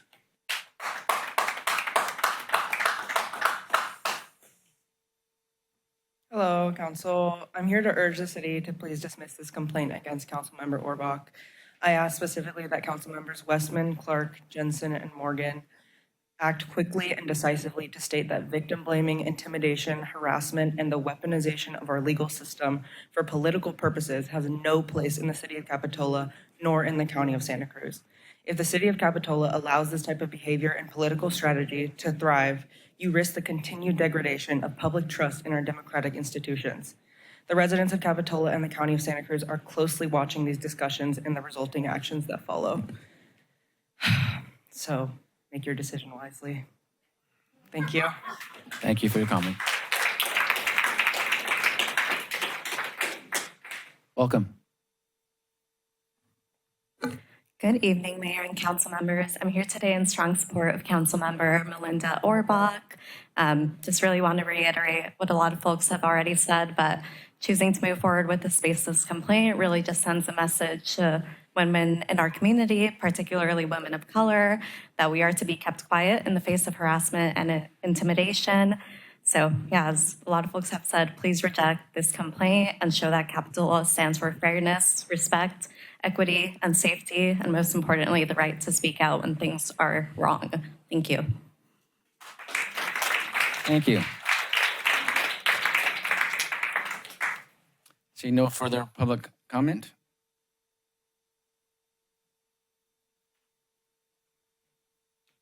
We will bring that back. And I'm going to jump right in and start for deliberation and decision.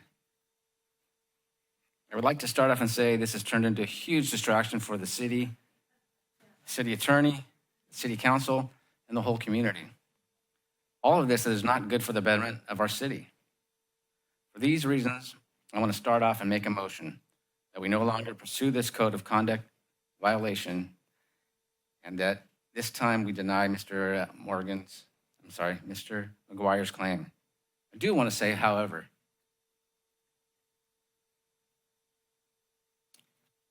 that to speak from the dais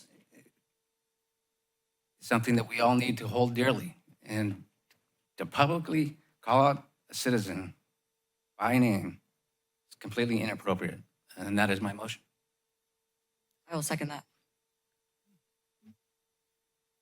So I'm happy. Make some comments. Yeah, we know what we'll do. We have a first and a second. We'll let everybody have a word, and we'll go right down the table. Thank you. So I'm actually going to read my comments tonight. And I know some of our council members have been criticized for reading comments that they prepared ahead of time. I would like to say that I did listen to all of you, and I did make an effort to consider what you said and decide whether or not I was going to change what I'm saying. Capitola has adopted a code of conduct that requires city council members to hold themselves to a higher standard of behavior than what is expected of the general public. It also provides a process for filing complaints if anyone believes those standards have not been upheld. The code states all complaints, including complaints alleging violation of these protocols and any other city policy or procedure at the appropriate point in the process as determined by the city attorney, shall be forwarded to the city council for consideration in open session.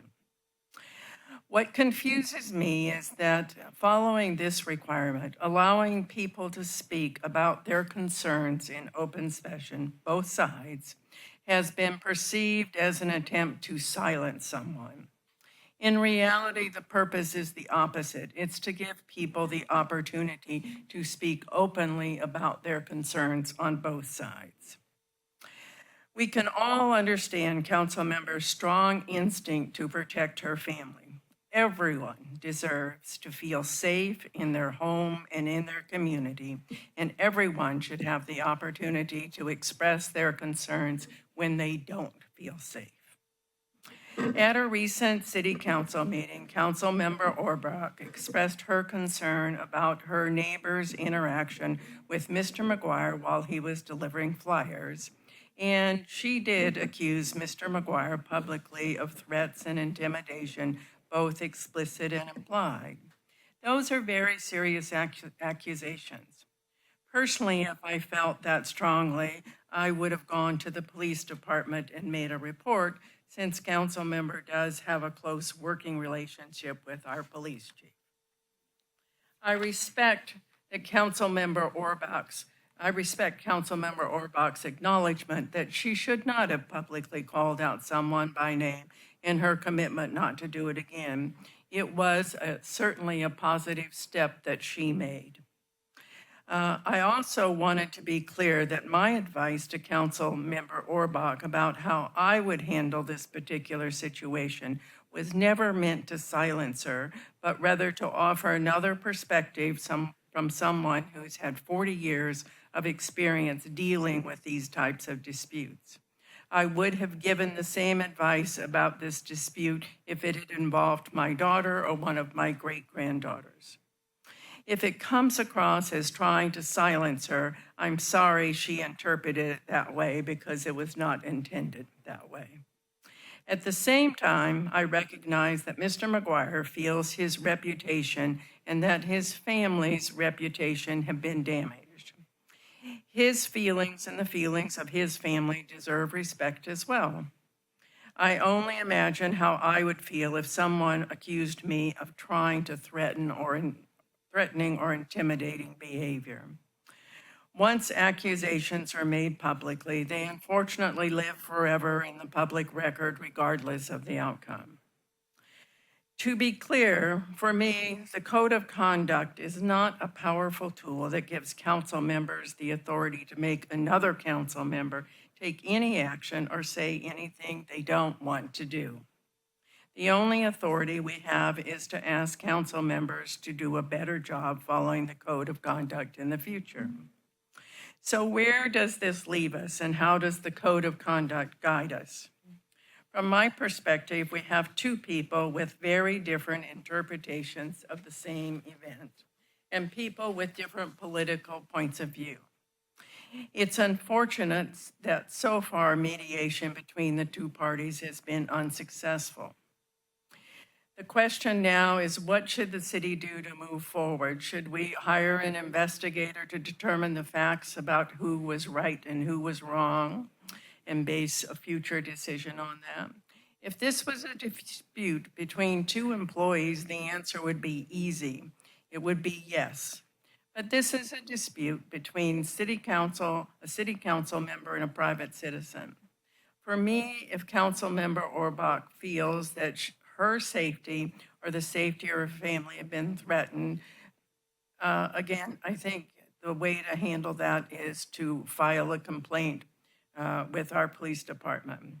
If Mr. McGuire wants to pursue his claim, then I don't think it's appropriate for that to take place through the code of conduct.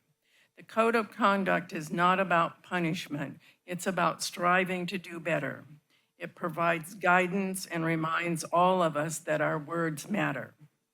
I believe we should continue to offer mediation to Councilmember Orbach and Mr. McGuire in the name of community healing. Disagreements over political differences are not the same as intimidations and threats. Freedom of speech allows all of us to express our opinions about government decisions, even very strongly. I can personally say that I would not like to see that ability go away.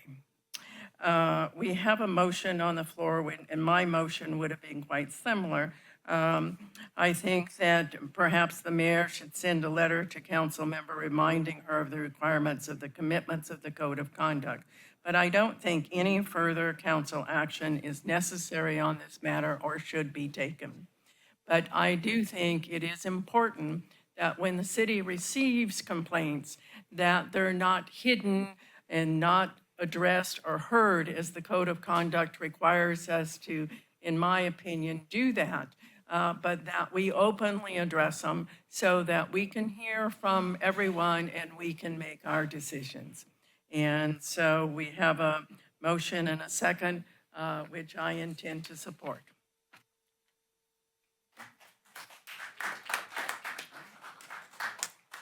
I didn't have anything prepared, but I will say this was a really unfortunate turn of events. I think there's obviously two sides to this entire situation, and it's sad for me that it got to this point. There's two sets of feelings, there's two families, there's an entire community that is surrounding this, whether they're from Capitola or not. We are in a county that is surrounded by other counties, and there are ripple effects that occur. I want to stand here and support my council member. I also want to support our community. So we need to figure out a better way of communication. And I think if we need to revisit our code of conduct or whatnot, that's fine. But I will thank Mayor Clark for making the proper motion. Thank you. Councilman Rohrbach. Thank you. I want to first express my deepest gratitude to all of the people here tonight. Friends, neighbors, family, supporters, people who know me and care about me, and others who may not know me, but believe in me. Thank you for showing up and speaking out. Thank you for standing up for women in leadership. Thank you for supporting civil discourse, respectful boundaries, human dignity, integrity, and justice. It is clear that this issue hits close to home for many members of our community who are being affected by the polarization at times at all levels of politics, and especially surrounding the contentious issues here in Santa Cruz County. I want to say to my colleagues that this has spiraled out of control, as you all have made comments on. Until this item was put on the agenda, this conflict was in the process of getting resolved, with both parties engaging in a neutral third-party mediator through the Conflict Resolution Center. On Monday, September 22nd, I confirmed my intent to participate in the 3-hour mediation session scheduled for October 7th at Capitola City Hall.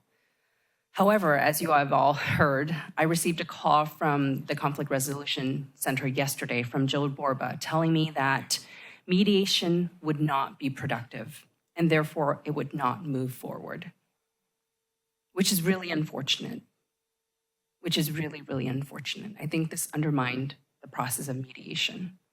So at this point, I have nothing, I think I've said all I needed to say and I don't know where to go from here.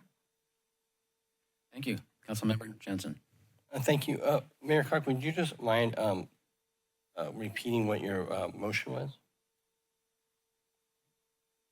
Yeah, my motion was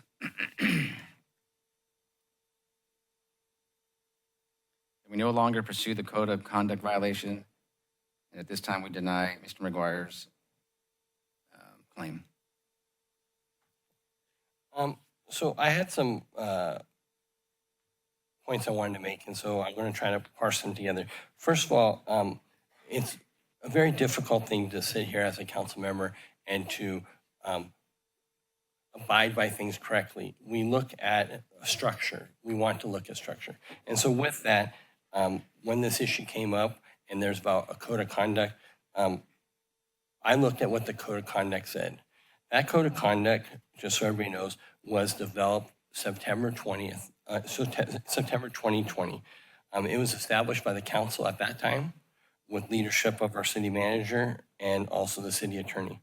I think it's really important to understand how many questions have been raised about this code of conduct and how was it got there. But I think it's important if we just stay with me for a second, and I want to just read what the code of conduct says, and then as a tool as a council member, how I would look at how we would use it for when we have these sorts of issues.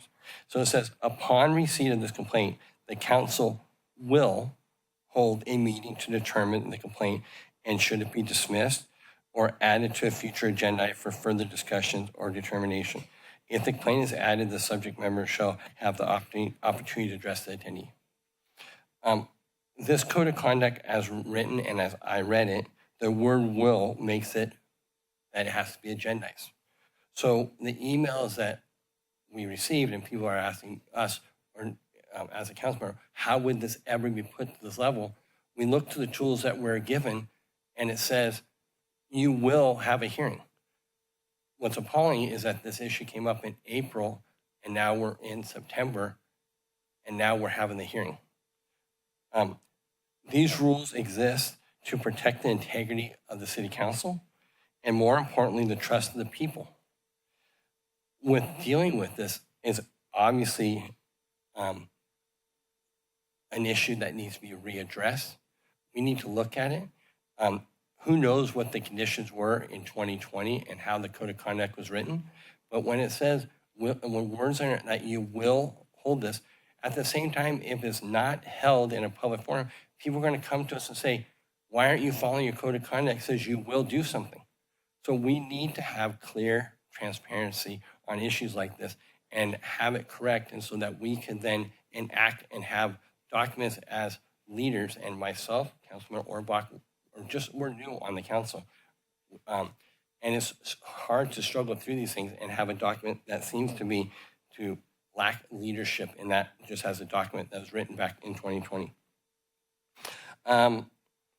So I would strongly support in coming out of this, I think there needs to be healing. One of the things we should look at, the code of conduct must be immediately put back on the next time we can have it on an agenda, and we need to address it and make sure that members of the community have a way to have protection if they feel like they are mistreated by a council member, or if there's a code of conduct that we all get, we need to receive training so we understand that, and guidance.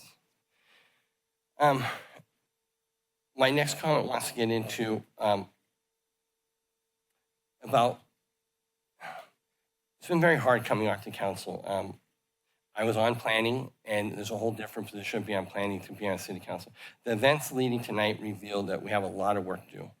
One of those areas I can speak to directly, and I was referring to earlier, is about the onboarding. Councilmember Orbach and I began our service to work together earlier this year.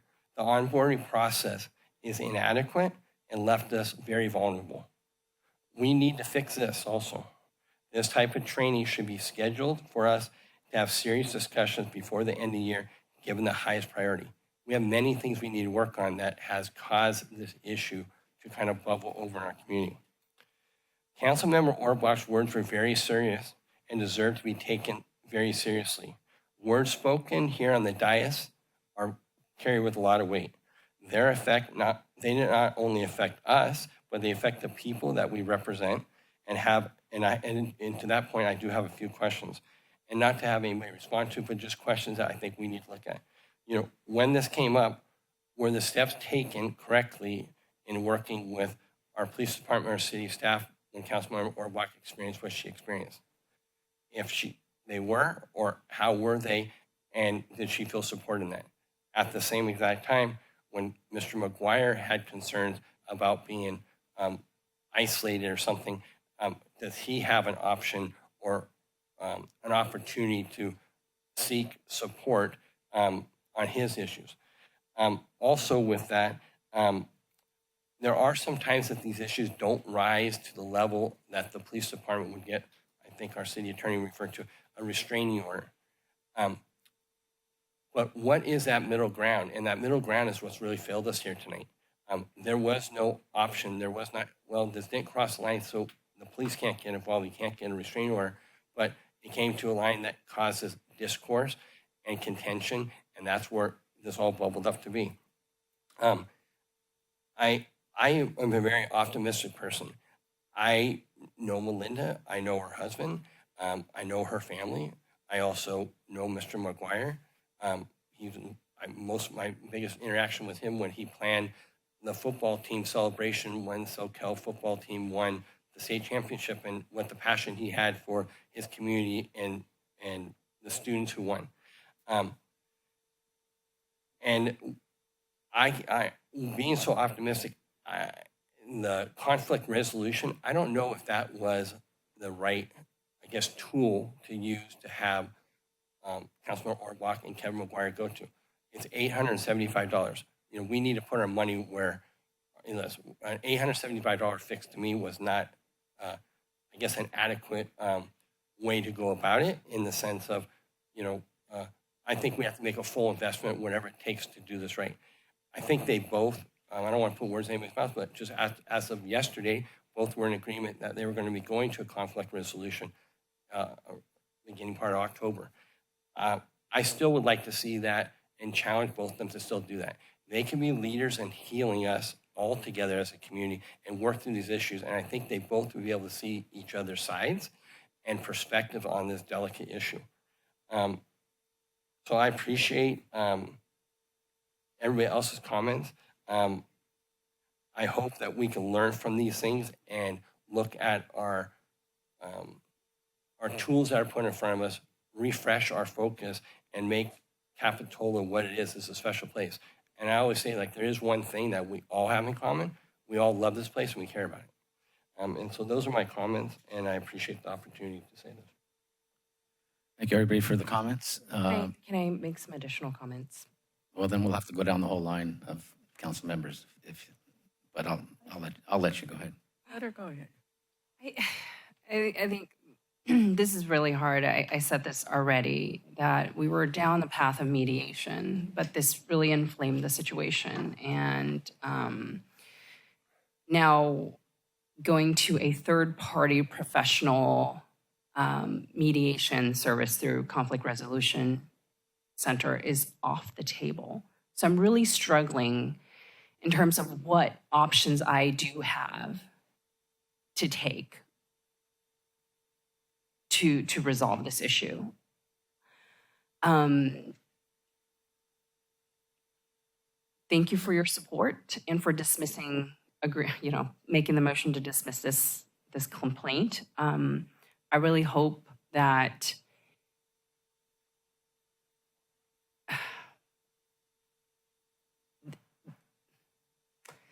individuals also reflect on their behavior. I think I'm still open to moving forward with mediation if the other party is open to that. Thank you. Thank you. Any further discussion? So I think that for me, as I tried to say earlier, I think this is a difficult situation for both people involved in it. And I think Councilmember Orbach has, had an opportunity to speak and say what she wanted. And I wonder if it's appropriate to give Mr. McGuire, a couple of minutes to say, because I think what everyone ultimately wants is for there to be some sort of resolution. Hold on, everybody. Hold on. I would like to get a vote from council members if they would approve Mr. McGuire coming up and speaking. We'll give him another minute. You could give him a 3-minute limit, like. Guess in the interest of civility, we'll give him 3 minutes as long as everybody's in agreement. Is it to respond to my request for mediation? Because I don't think the response to request for mediation will require 3 minutes. I'm confused as to. A gesture to try to move I think forward. it's a gesture of goodwill. I mean, we all want this issue to be resolved so our community can move forward. And I do think we have a, special sort of privilege being up here, and we have microphones, and, having been someone who's been sitting in the audience, I think we all have indicated that, resolving conflict should take place between two people. Shouldn't have to be in a public forum, but I think if two people are going to work together to come to a resolution, they should have an opportunity to talk to each other. I don't think that it's appropriate to do it in a public setting. I think the idea of mediation is to have calmness, tranquility. I'm not feeling that right now. I would not support that. So I don't know if the city can be of help to facilitate a different type of mediation, a different alley of communication. I would totally be in support of that, but I don't think that this time right now is for that. That would be a no vote for you. I agree with Councilmember. 2 no votes. One thing, I do have a question for the city manager. Are you able to elaborate on a different option for mediation? Have you done any research since we just were notified, I think it was yesterday, about the challenges with conflict resolution? Yeah, Councilmember Jensen. Originally, as the public and the council is aware, we reached out to the Conflict Resolution Center, which is a local nonprofit group that is well skilled and well equipped to deal with conflict. Obviously, unfortunately, that did not work. So I did pursue looking into another option. JAMS is a well-known mediation firm located over the hill. The city has used them to help resolve numerous conflicts in the past. They are available to help, and their neutrals are more expensive than the local nonprofit, but if it helps and it helps resolve this, I think it's probably money well spent. If the council wishes, certainly the city can make that available to the parties should they wish to proceed. Perfect. Thank you very much for that. One thing I'm very concerned about is I talk a lot about transparency, and also it's awkward being up here that it seems like we're in a role of power or maybe a different stature and have the abilities to communicate better. And so with that being said, I appreciate what Councilmember Orbach's comments were. I think they're very sincere. Obviously, there's freedom of speech, and Mr. McGuire could say what he would like to say. But I think an opportunity, as what he's heard here tonight about how the community wants to come together, it might be a first step in healing. So I would be open to Mr. McGuire coming forward, and I would strongly encourage to hear just thoughts and not to get into a debate, because I think that would be not what this is about, because it wasn't a debate forum, but we've all been able to express our feelings, and I like to see if we give him an opportunity to express his feelings. And so that might time, if we want to call, was the same and equal to both people, and maybe this is our first step of our whole community moving together for. Great, thank you for that. I have an idea. I don't want to set precedent. I see a look from the city attorney. We might be getting into some troubled waters. So what I would like to do is welcome Mr. McGuire to come back at the next council meeting in public comment and have a say about how this has affected you and however you'd like to continue. If you'd like to continue in mediation, I'd be all for that. I think that'd be a great idea. And I want to give you the opportunity to be able to say something. So I really look forward to seeing you at the next city council meeting and to talk about this. So can I add a friendly amendment to your motion that if both parties agree that the city would identify $10,000 for mediation, so that if both parties agree. I disagree with $10,000 for mediation. You know what, Sarah, Chief Sarah, you want to sit with us I'm sorry, and talk? I think It is turning to what we do not want to do. And at this point, I won't take yours. So I'll call the question. It's time for us. Thank you. to vote. Thank you. Call the question. Can I get a roll call? May I clarify the motion on the floor, Mayor? Sure. So the item before you this evening is to either dismiss the code of conduct complaint filed by Mr. McGuire or identify a future council meeting to continue discussion. And so in your motion, I think you had mentioned the claim filed by Mr. McGuire. And so I just want to clarify that the motion on the floor is addressing the code of conduct complaint. Yes, my motion was not to pursue the code of conduct violation and then at this time deny Mr. McGuire's claim. So the claim is not on tonight's agenda, and I will look to the city attorney to confirm, but I don't believe that we can take action on the liability claim that was filed because it's not included on tonight's agenda item. That is correct. I think you're just talking about the code of conduct complaint. I will amend my motion then.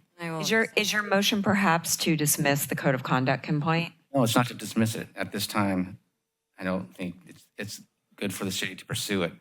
So I would like to have the wording on my we no longer pursue the code of conduct violation. That is my motion. Okay.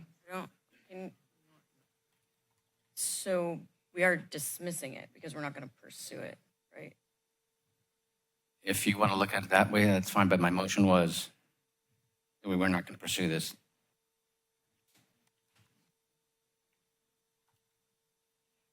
Does the second still stand?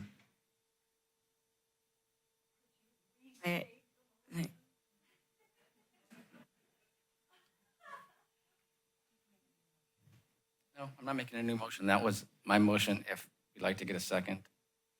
I'll second the motion. Let's move on. So I think that the motion is to not move forward with any further actions about this particular complaint. I think that the impact of the mayor's motion is the same as the impact of a motion to dismiss. That's my understanding of the motion, just the wording is different. Is It that can right? absolutely mean that. It's just like in the court of law, you can be guilty and say you're guilty or no contest. That was just my wording and how I wanted the motion to stand. Okay. But again, I just want to be clear. I think what you're saying is there will be on this complaint, regardless of whether we call it dismissed, green, purple, there will be no further action on this complaint. Is that right? Okay, And very my good. second That is the will motion. stand. My second will stand. Thank you. Again, can I get a roll call, please? Councilmember Jensen? Aye. Councilmember Orbach? Aye. Councilmember Westman? Aye. Vice Mayor Morgan? Aye. And Mayor Clark? Aye. Thank you, everyone. This was a lot. We learned a lot. We learned a lot. At this time, we're going to take a short recess and get on to our next item. Thank you.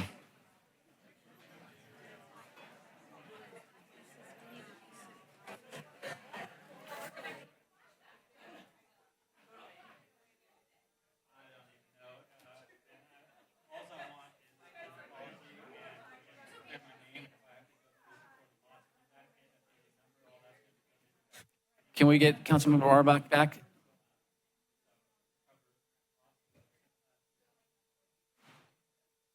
Councilmember Orbach? Extra.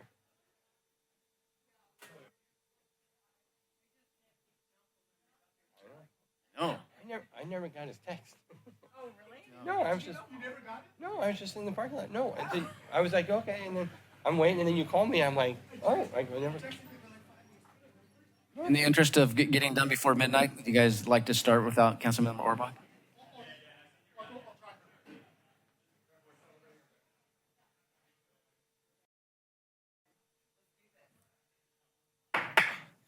I'd like to bring this council meeting back to order.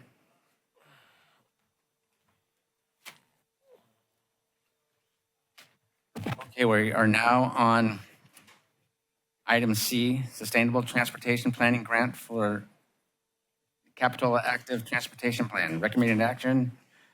I don't believe at this time we need any presentation by staff. I was the one that had this called back.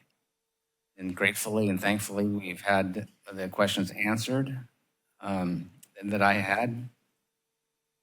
So it's been a good couple of weeks to learn and find out more about it.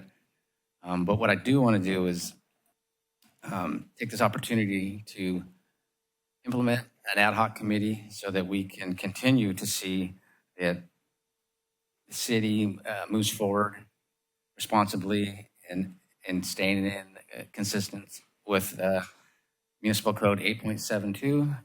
And on this ad hoc committee, I would like to have, maybe if I could ask for Councilmember Jensen, since he's our RTC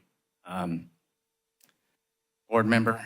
And that way we can just continue that we move forward in a good, positive way for the city. So are you proposing that you're the other member of you and Councilmember? Yes, I would. Just wanted to be clear. Thank you. Do we need to make a motion? Perhaps we'd like to take public comment. We would. Absolutely. In addition, was the First of all, I'll open up for any other questions by the council members before we go to public comment. No questions from the council? So yeah, you were just stating that the role of the ad hoc committee is to make sure we're staying within. Consistent with our own municipal code 8.72. Okay. A question about one thing we talked about the last council meeting was about having more representation, like maybe reach out. Was that something the staff would be able to work with, reaching out to the BIA or business association, business association chamber or senior groups and stuff like that? So my recollection, correct me if I'm wrong, but the first deliverable for this project is an outreach plan, which would include updated stakeholder lists. Thank you. Great, no further questions. I'll open it to public comment. Welcome. Good evening. My name is Andrew Hooksman. I'm the Vice President of Community Programs at Ecology Action. So glad to join you. My letter was submitted and is on the record in this regard. I'm not clear exactly on the municipal code you quoted, but I'll at least do my best to respond to some of the recent conversations on council about this issue. So my primary reason for being here is just to ask you to continue to support the Active Transportation Plan, the California Transportation Commission's Sustainable Planning Grant to do this work in the city of Capitola. I think it will greatly benefit all the residents, from the youngest residents of Capitola who get on their bikes to school to the oldest residents, many of whom you heard from tonight. The first half of the meeting was really all about active transportation and really demonstrates the constituents' need for a broad-scale outreach, education, and engagement effort to address the concerns that some of the council members brought up in previous meetings.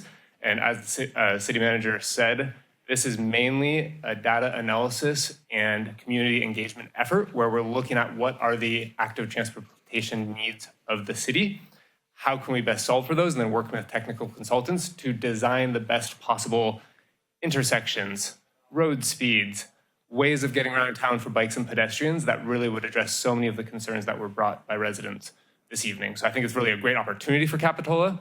Also, I heard in the earlier public comment concerns about future residential growth as well as business growth in the city. An active transportation plan is a way to look a decade ahead to address residential and business growth and make sure that we are accommodating for that in our transportation infrastructure in the time ahead. So it really is an opportunity for Capitola to look ahead at all the roads, at how pedestrians and bikes navigate those roads, and that makes those roads safer for all road users. When pedestrians and bikes can confidently navigate safely, then actually car drivers are also safer in operating, and we address some of these most interesting and challenging intersections that have been talked about tonight. I also do want to just clarify, because this was brought up in previous meetings, that this is a grant where Ecology Action staff partnered very closely with City of Capitola staff to co-apply for the grant. So we really co-designed the grant application, submitted as a co-applicant, and that is a standard of practice on these Caltrans Sustainable Planning grants. That's not an exception, that's the norm. We've done it with other jurisdictions. County of Santa Cruz, City of Santa Cruz, City of Watsonville, City of Salinas, Transportation Agency of Monterey County. So that's standard practice, and I just want to make sure councilors are reassured that that was done in an appropriate way. So thank you for your support. I look forward to this happening for the benefit of all the citizens of Capitola, and Ecology Action looks forward to partnering with the staff and the council on this good work. Thank you. And thank you for the further clarification. Welcome. Hello, Council. My name is Janine, and I just wanted to firstly say that I am not sure that I understand the mayor's motion. I'm confident you all understand it, which is terrific, but it might be worth some clarification what portion of the code you're looking at.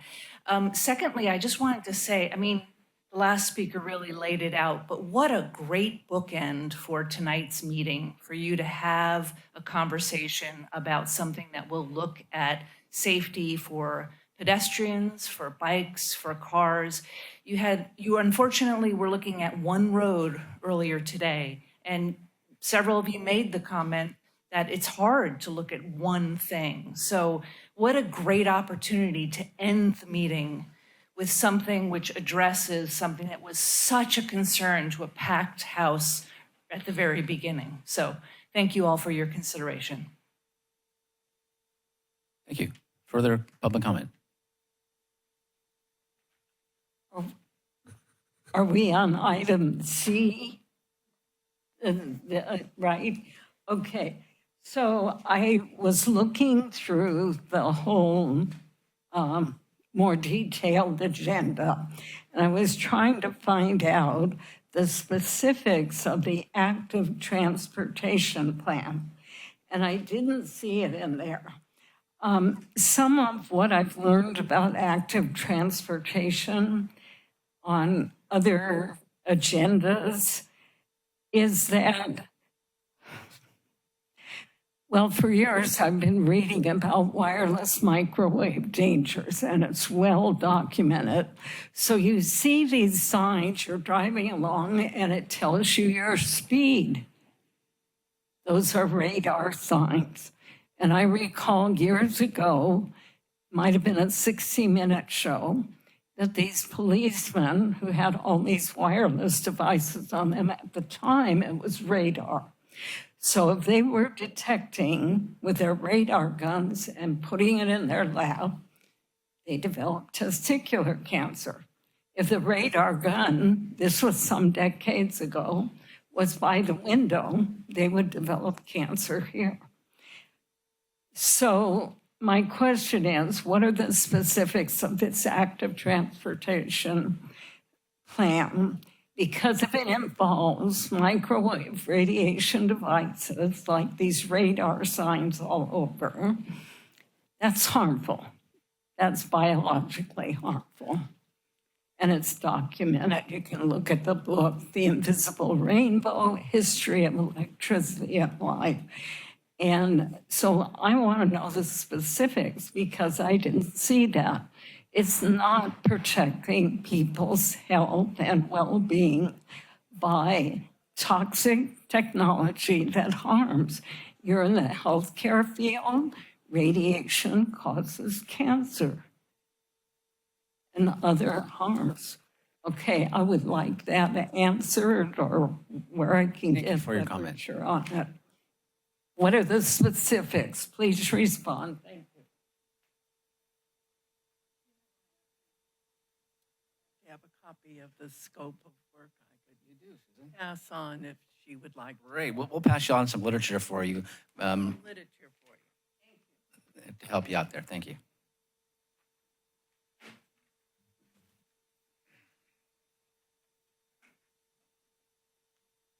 So to provide the direction to staff is we came up with our ad hoc committee, and there will be no further direction to staff. So do we need to make a motion? Okay, I make a motion that we appoint an ad hoc committee of Mayor Clark and Councilmember Jensen to work with staff and Ecology Action on this grant to make certain that it conforms to what I refer to as Measure L, because I never can remember the numbers. I'll second that. Any further discussion? All in favor? Aye. Aye. Motion passes. Brings us to item D, Capitola Community Center Renovation Quarterly Progress Report. Receive a quarterly progress report on the Capitola Community Center renovation project.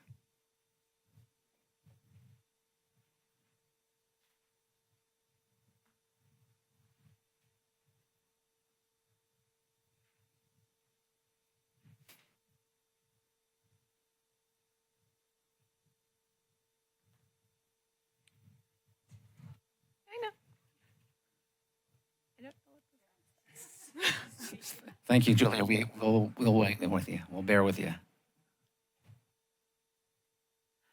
Okay, I'm going to try to remember what my slides say. So good evening again, Mayor and Council. I'm very pleased to present this quarterly report of the current renovation we have going on at the Community Center. This evening, today, I have with me Tyler Sutton from Cummings Group, who is our construction management team on this project and is the day-to-day. And then I also have representatives here from SSB, who is the prime contractor on this project. Everyone loves an open trench. Next slide. So just for a little bit of background, our current community center was constructed in 1995. It's approximately 6,000 square foot single-story building and has been a hub for meetings, recreation, the home of our recreation department, community services and recreation department, and holds public events. Doing these upgrades ensures compliance with our long-term use agreement with the SoCal Union School District and also provides a modern safety accessibility and energy efficiency upgrades to the building. Next slide, please. Oh, that is a article from 1985 where the community center was dedicated. There's quite a few articles from the library if you are interested. Next slide, please. So funding sources for this project come from local general funds, a state fund from the California Natural Resources Agency that was supported by Don Addis, and federal CDBG grants. The design for this project was completed in 2024, and our site prep started in early 2025. And we have our contract awarded to SSB Construction, which was in January of this year. Slide, please. From there, I'm going to toss this over to Tyler to go over our construction progress and the interior, exterior, and kind of our outlook for this project. Oh, up.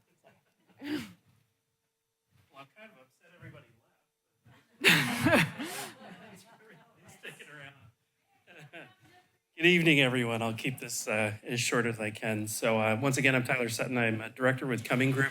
We're a local firm based out of San Jose, California. We're actually an international group. Our headquarters are based out of Connecticut. So pleasure to speak to you. Today, we're going to talk about the construction progress in the interiors. The progress of the construction continues to remain on track. Right now, we're doing the interior fit out. So we're doing essentially drywall, which consists of taping and mudding of the drywall, and it really starts to come together at this point. It starts to look more like a finished product. This process can be somewhat lengthy, so people see the sheetrock go up and they're like, oh, well, they're going to start painting it. So we have to wait until everything dries out to do that. So our electrical rough-ins continue. There's a lot of design coordination in terms of layouts that are happening too as well as our HVAC systems being finalized in design and actually getting installed. Next slide, please. Right here are some images of our roofing and insulation. So the roof is coming along pretty nicely. I think, Joseph, you're starting next week, right? The 6th, correct. So The actual roof will come up, and this is where the community can actually drive by and actually start seeing what a finished product looks like. So if somebody drives by next week or the following weeks after that, it's going to start looking like a finished building. Those of you who saw the preliminary designs are actually going to see this concept in real life. So it's probably going to generate some excitement from the public. They're going to see it coming along and get more excited about this thing actually opening up. So right now you see some images of people trenching out there. As Jessica pointed out, everybody loves a trench.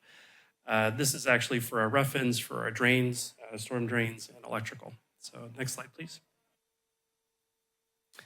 This is just a snapshot of our construction schedule. We remain on track. We're looking for kind of a late spring finish, early summer to actually get the project done and complete and then start doing occupancy. So everything remains on track. We don't see any risk mitigation that's needed at this point. We tend to hash these things out in the field through design coordination. I myself, the architects and SSB do collaborate weekly to discuss any open issues that do come out in the field. Next slide, please. Right now, we have a construction contingency, which is roughly 40%. We do have some exposure in terms of a generator, and I know somebody probably wants to talk about that today. The generator is something that is probably recommended by Cal OES if this is going to be used as an emergency evacuation site. It's definitely recommended by Cal OES and other agencies to actually get a backup generator in case power goes down on the grid. The building did have an existing generator at one point, but it's not compatible with the electrical systems that we're putting in. So it was quite aged and dated, and it does need to be replaced. Our recommendation is always to prepare for these types of issues or scenarios that do come up in the future. You never know. You want to plan for these types of events. There's also the cost escalation point of this. If you don't decide to carry forward the cost now, you're going to deal with a 3 to 9% cost escalation year over year to actually install this thing. So it's our recommendation always to people when this comes up in discussion, if you have the money, pay it now, or you're going to pay more later. So that's something that we can discuss in detail at another time. Right now, if we take into account of all the exposure inside of our change order tracking log, we're at about 8%. So we're still well within our limits of the cost that's held within contingency. So we don't anticipate any further exposure or any risk to the project financially. So we're well within our parameters. You want to talk about this, or do you want to just talk about? Okay.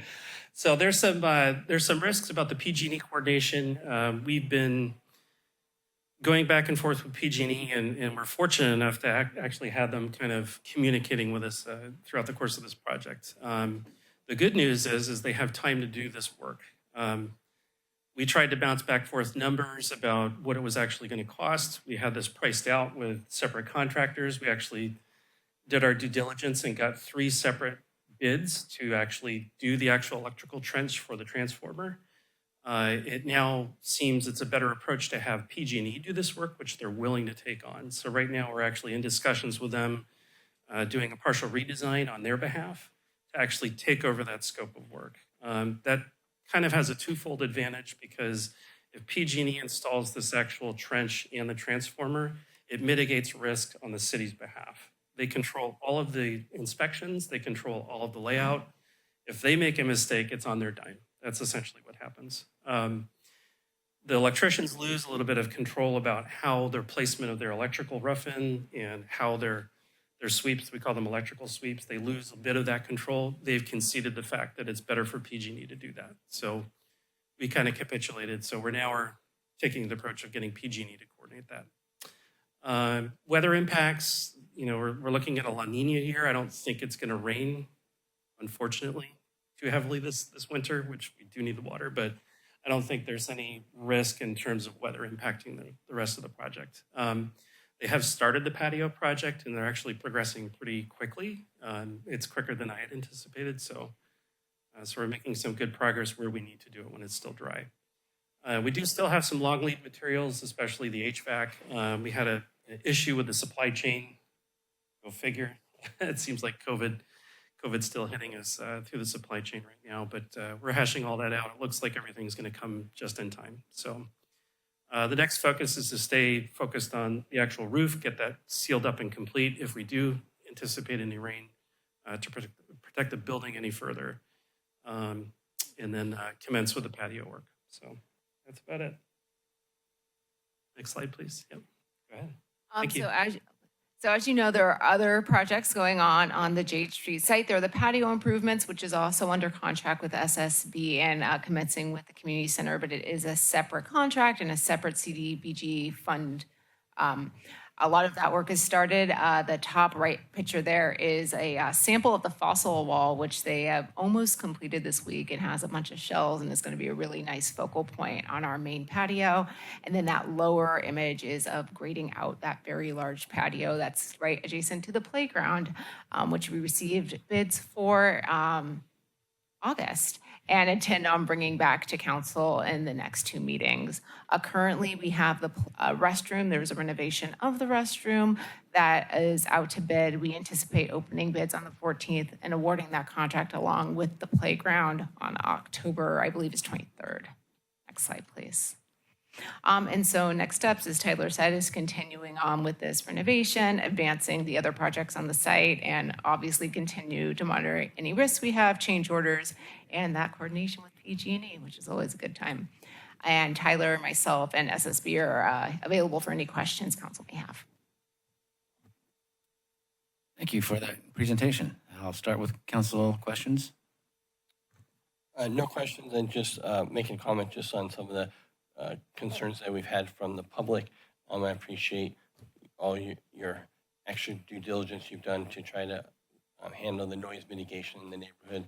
And so appreciate that, and also appreciate the contractor. It seems like you might be out of that phase of loud noise, and so it might be a little more easier for the neighbors. So thanks for that. And the report was very detailed, so thank you for all that. Thank you. Councilmember Orbach. No questions. Thank you for the report. Councilmember Morgan. No questions. Councilmember Westman. I just have one question. I do worry about our contingency, and I heard tonight that that's not going to be a problem. I certainly, I'm hopeful that it's not going to be a problem for us, because this is an amazing project, and thanks for all you've done to make it happen. Absolutely, thank you. Okay, we'll open it up to public comment. Welcome. Thank you. So that was informative, seeing about PG&E risks. The smart utility meters are part of it. They go on these buildings all the time. I saw the information about the transformer, had a transformer on a utility pole near me, and it exploded. I'm going to read a little bit about this. And in terms of safety, I wish we could go somewhere where we weren't blasted with radiation from all these sources. Here, what are smart meters? And there were explosions and fires here in Capitola some years ago. I actually went to the home not far from here and saw the fire damage on the wall. What are smart meters? Any electronic utility meter, usually wireless, that replaces analog electric, gas, and water meters. They allow utilities, third parties, and governments access to precise information about your private life. They emit radio frequency microwave radiation and dirty electricity linked with health and environmental problems. They can and do catch fire and damage appliances, and they often increase utility bills. So there are different types of these meters. I remember they were advertised as being green, but they're not green. The manufacturing and operation of millions of power-consuming smart meters and data centers to store your private information is increasing carbon and microwave pollution. No power decrease can be independently attributed to smart meters. They just happen to be in my Guatemalan apron. I'm someone who distributes literature and do educational and health outreach. And frankly, that last item on the agenda, people objecting to literature being shared, I'm not being intimidating or harassing anyone by sharing this. I'm sharing evidence of harm from microwave radiation and PG&E's meters. And it's factual, and I'll leave you with this. And I would like to see buildings that do not harm us with these devices. Thank you for I your kept comment. my analog meter. I had to pay extra. Thank you so much for your comment. Thank you. Who would like this? I have 4. Don't take it if you don't want to read it. Yeah. Further public comment? Seeing none, we'll bring it back to council deliberation and discussion.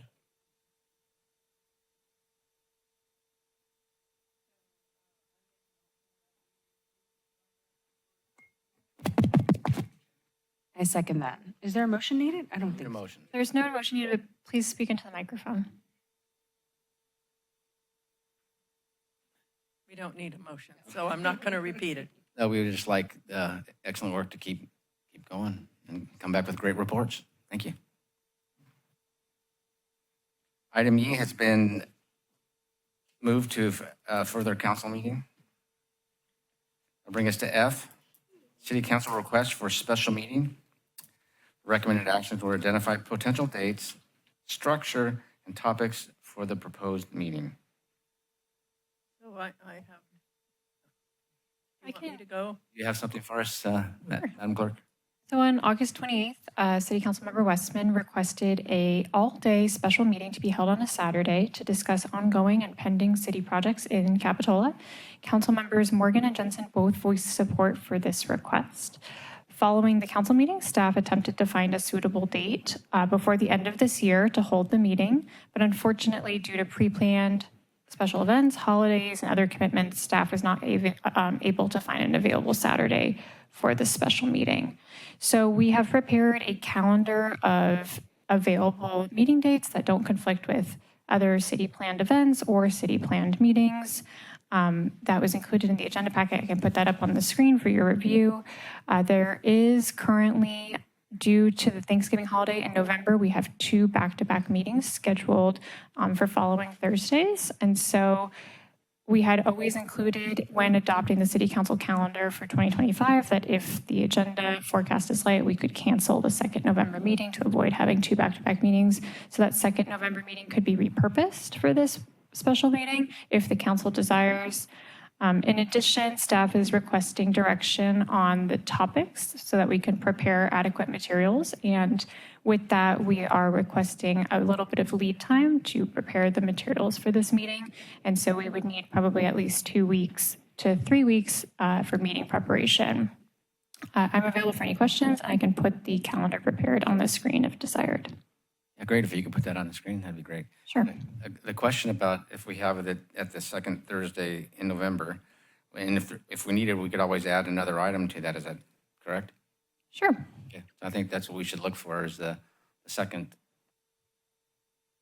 meeting in November. So I was the one who asked that this be on the agenda, and my purpose of having it is simply to have a session where we can inform the community about a number of things that are going on in the city. And the list that I came up with, which I went over with the city manager, is really based on questions that people sort of constantly ask me about what's going on with this project. And rather than do, I understand an all-day Saturday won't work, it would make some sense to me to do basically a 2.5-hour meeting from like 6:30 to 9. And my proposal would be at the beginning of the meeting that we would have some sort of budget presentation, because I think we need to talk with our community about what our sources of revenue are and where do we get revenue and how does that work, and a little presentation on long-term projections for revenue so people can see that we need to be looking at places that, in projects that are going to generate additional revenue for our city.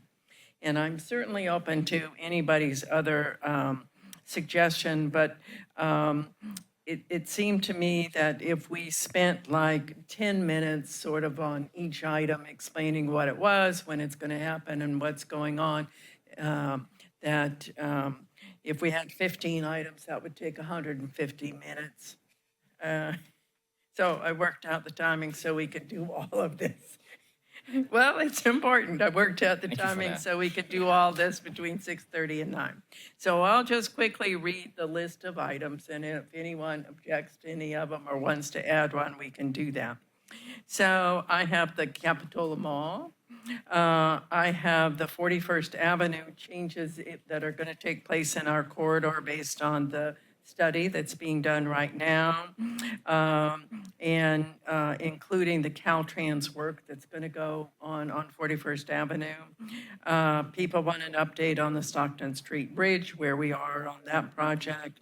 They want an update on the Cliff Drive work and where we are there, an update on the Rispin project and what's happening there with the park and the building.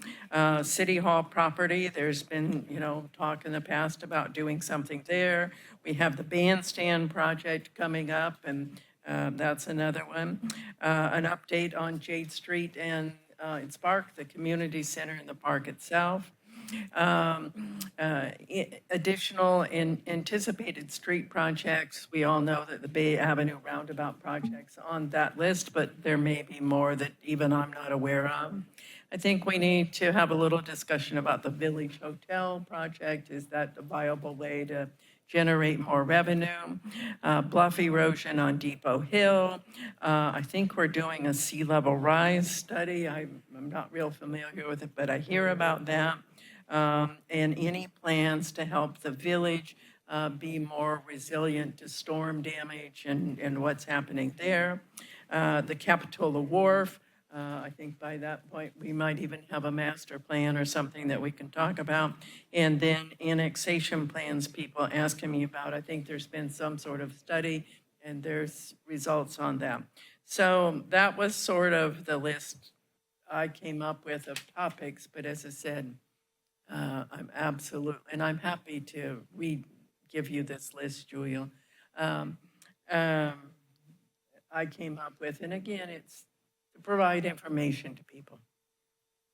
I'm just curious, would the members of the public have the opportunity to make comments after every one of those presentations? Well, I think realistically, if we're going to get through all of them in one night, there's not going to be a lot of, public comment. I think we would be more saying, these are the things coming up, this is information, and, you could have something where people could give you a thumbs up or a thumbs down, on that. But legally, can we do that, Sam? Like to not have a public comment after every item presented? It depends how it's agendized. The Brown Act says that you have to accept public comment on non-agendized items at every meeting and on each agendized item. And so we could agendize it as We can one agendize item. a whole block, right? Yeah. Whole block of. Yeah, we could agendize it as one item, update on pending city projects, A, blah, blah, B, Bay Street. And then the public comment would be on that item. And you could limit public comment, the duration of public comment. So you could say, sort of like we did for the meeting that we held, the New right. hall. Yeah, you could say, I am allotting at this meeting an hour or 30 minutes, whatever, for public comment, a time certain. Yeah, and I think a lot of the items, if I can ask the city manager, are already on our future agenda list. We could check and do check and balance and see what we won't have to duplicate.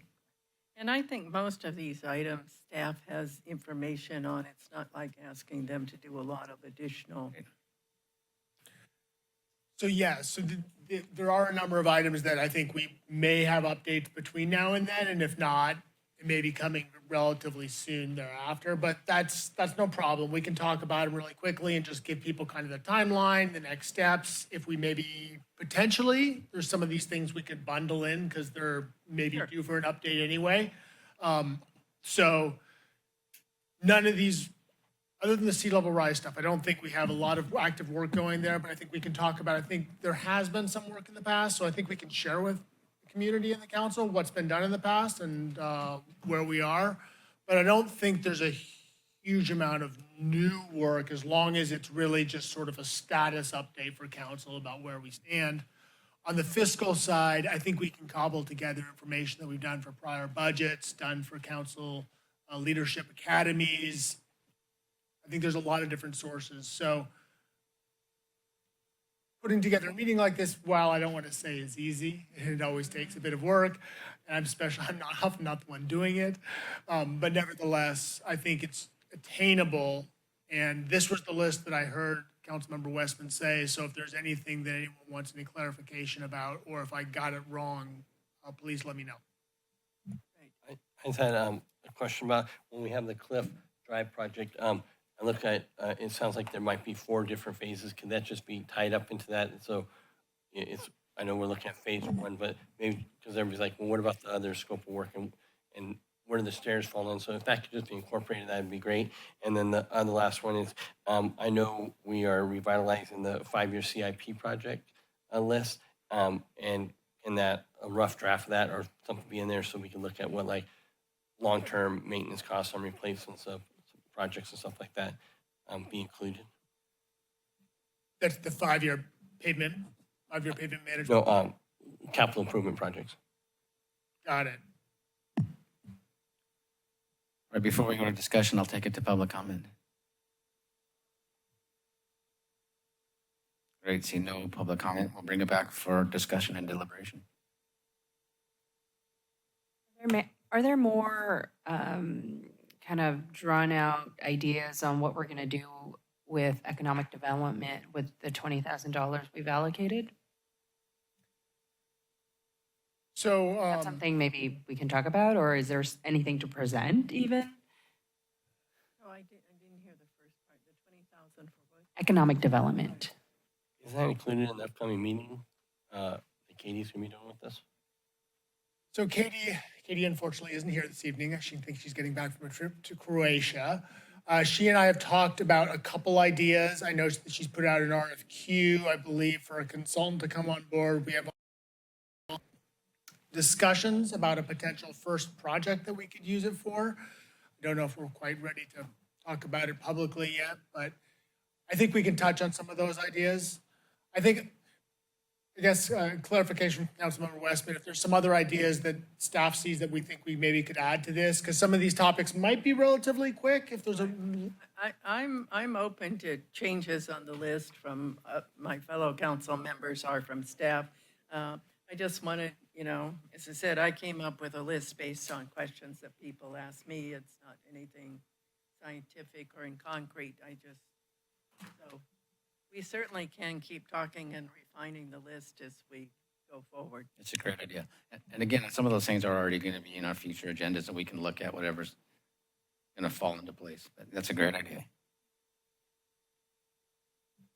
Okay, well, if council's in agreement, should we pick a date? Have we homed in on one? The mayor already picked a date. Well, we suggested the second Thursday in November. Okay, Or second Thursday meeting in November. we'll do it then. What was the time start that you suggested? I suggested 6:30 to 9. So that is a regularly scheduled city council meeting at 6 p.m. We have heard feedback from the public that it's nice to have consistency in our meeting times. And so, I'm happy with 6 o'clock. great. In that case, we can keep our regularly scheduled meeting. Staff have enough direction, or do we need a motion? I'm clear. Yeah, Great. thank you. Wow. I think that was our last item. Do we have to look at anything on the consent? Nope, not tonight. So with that, adjournment.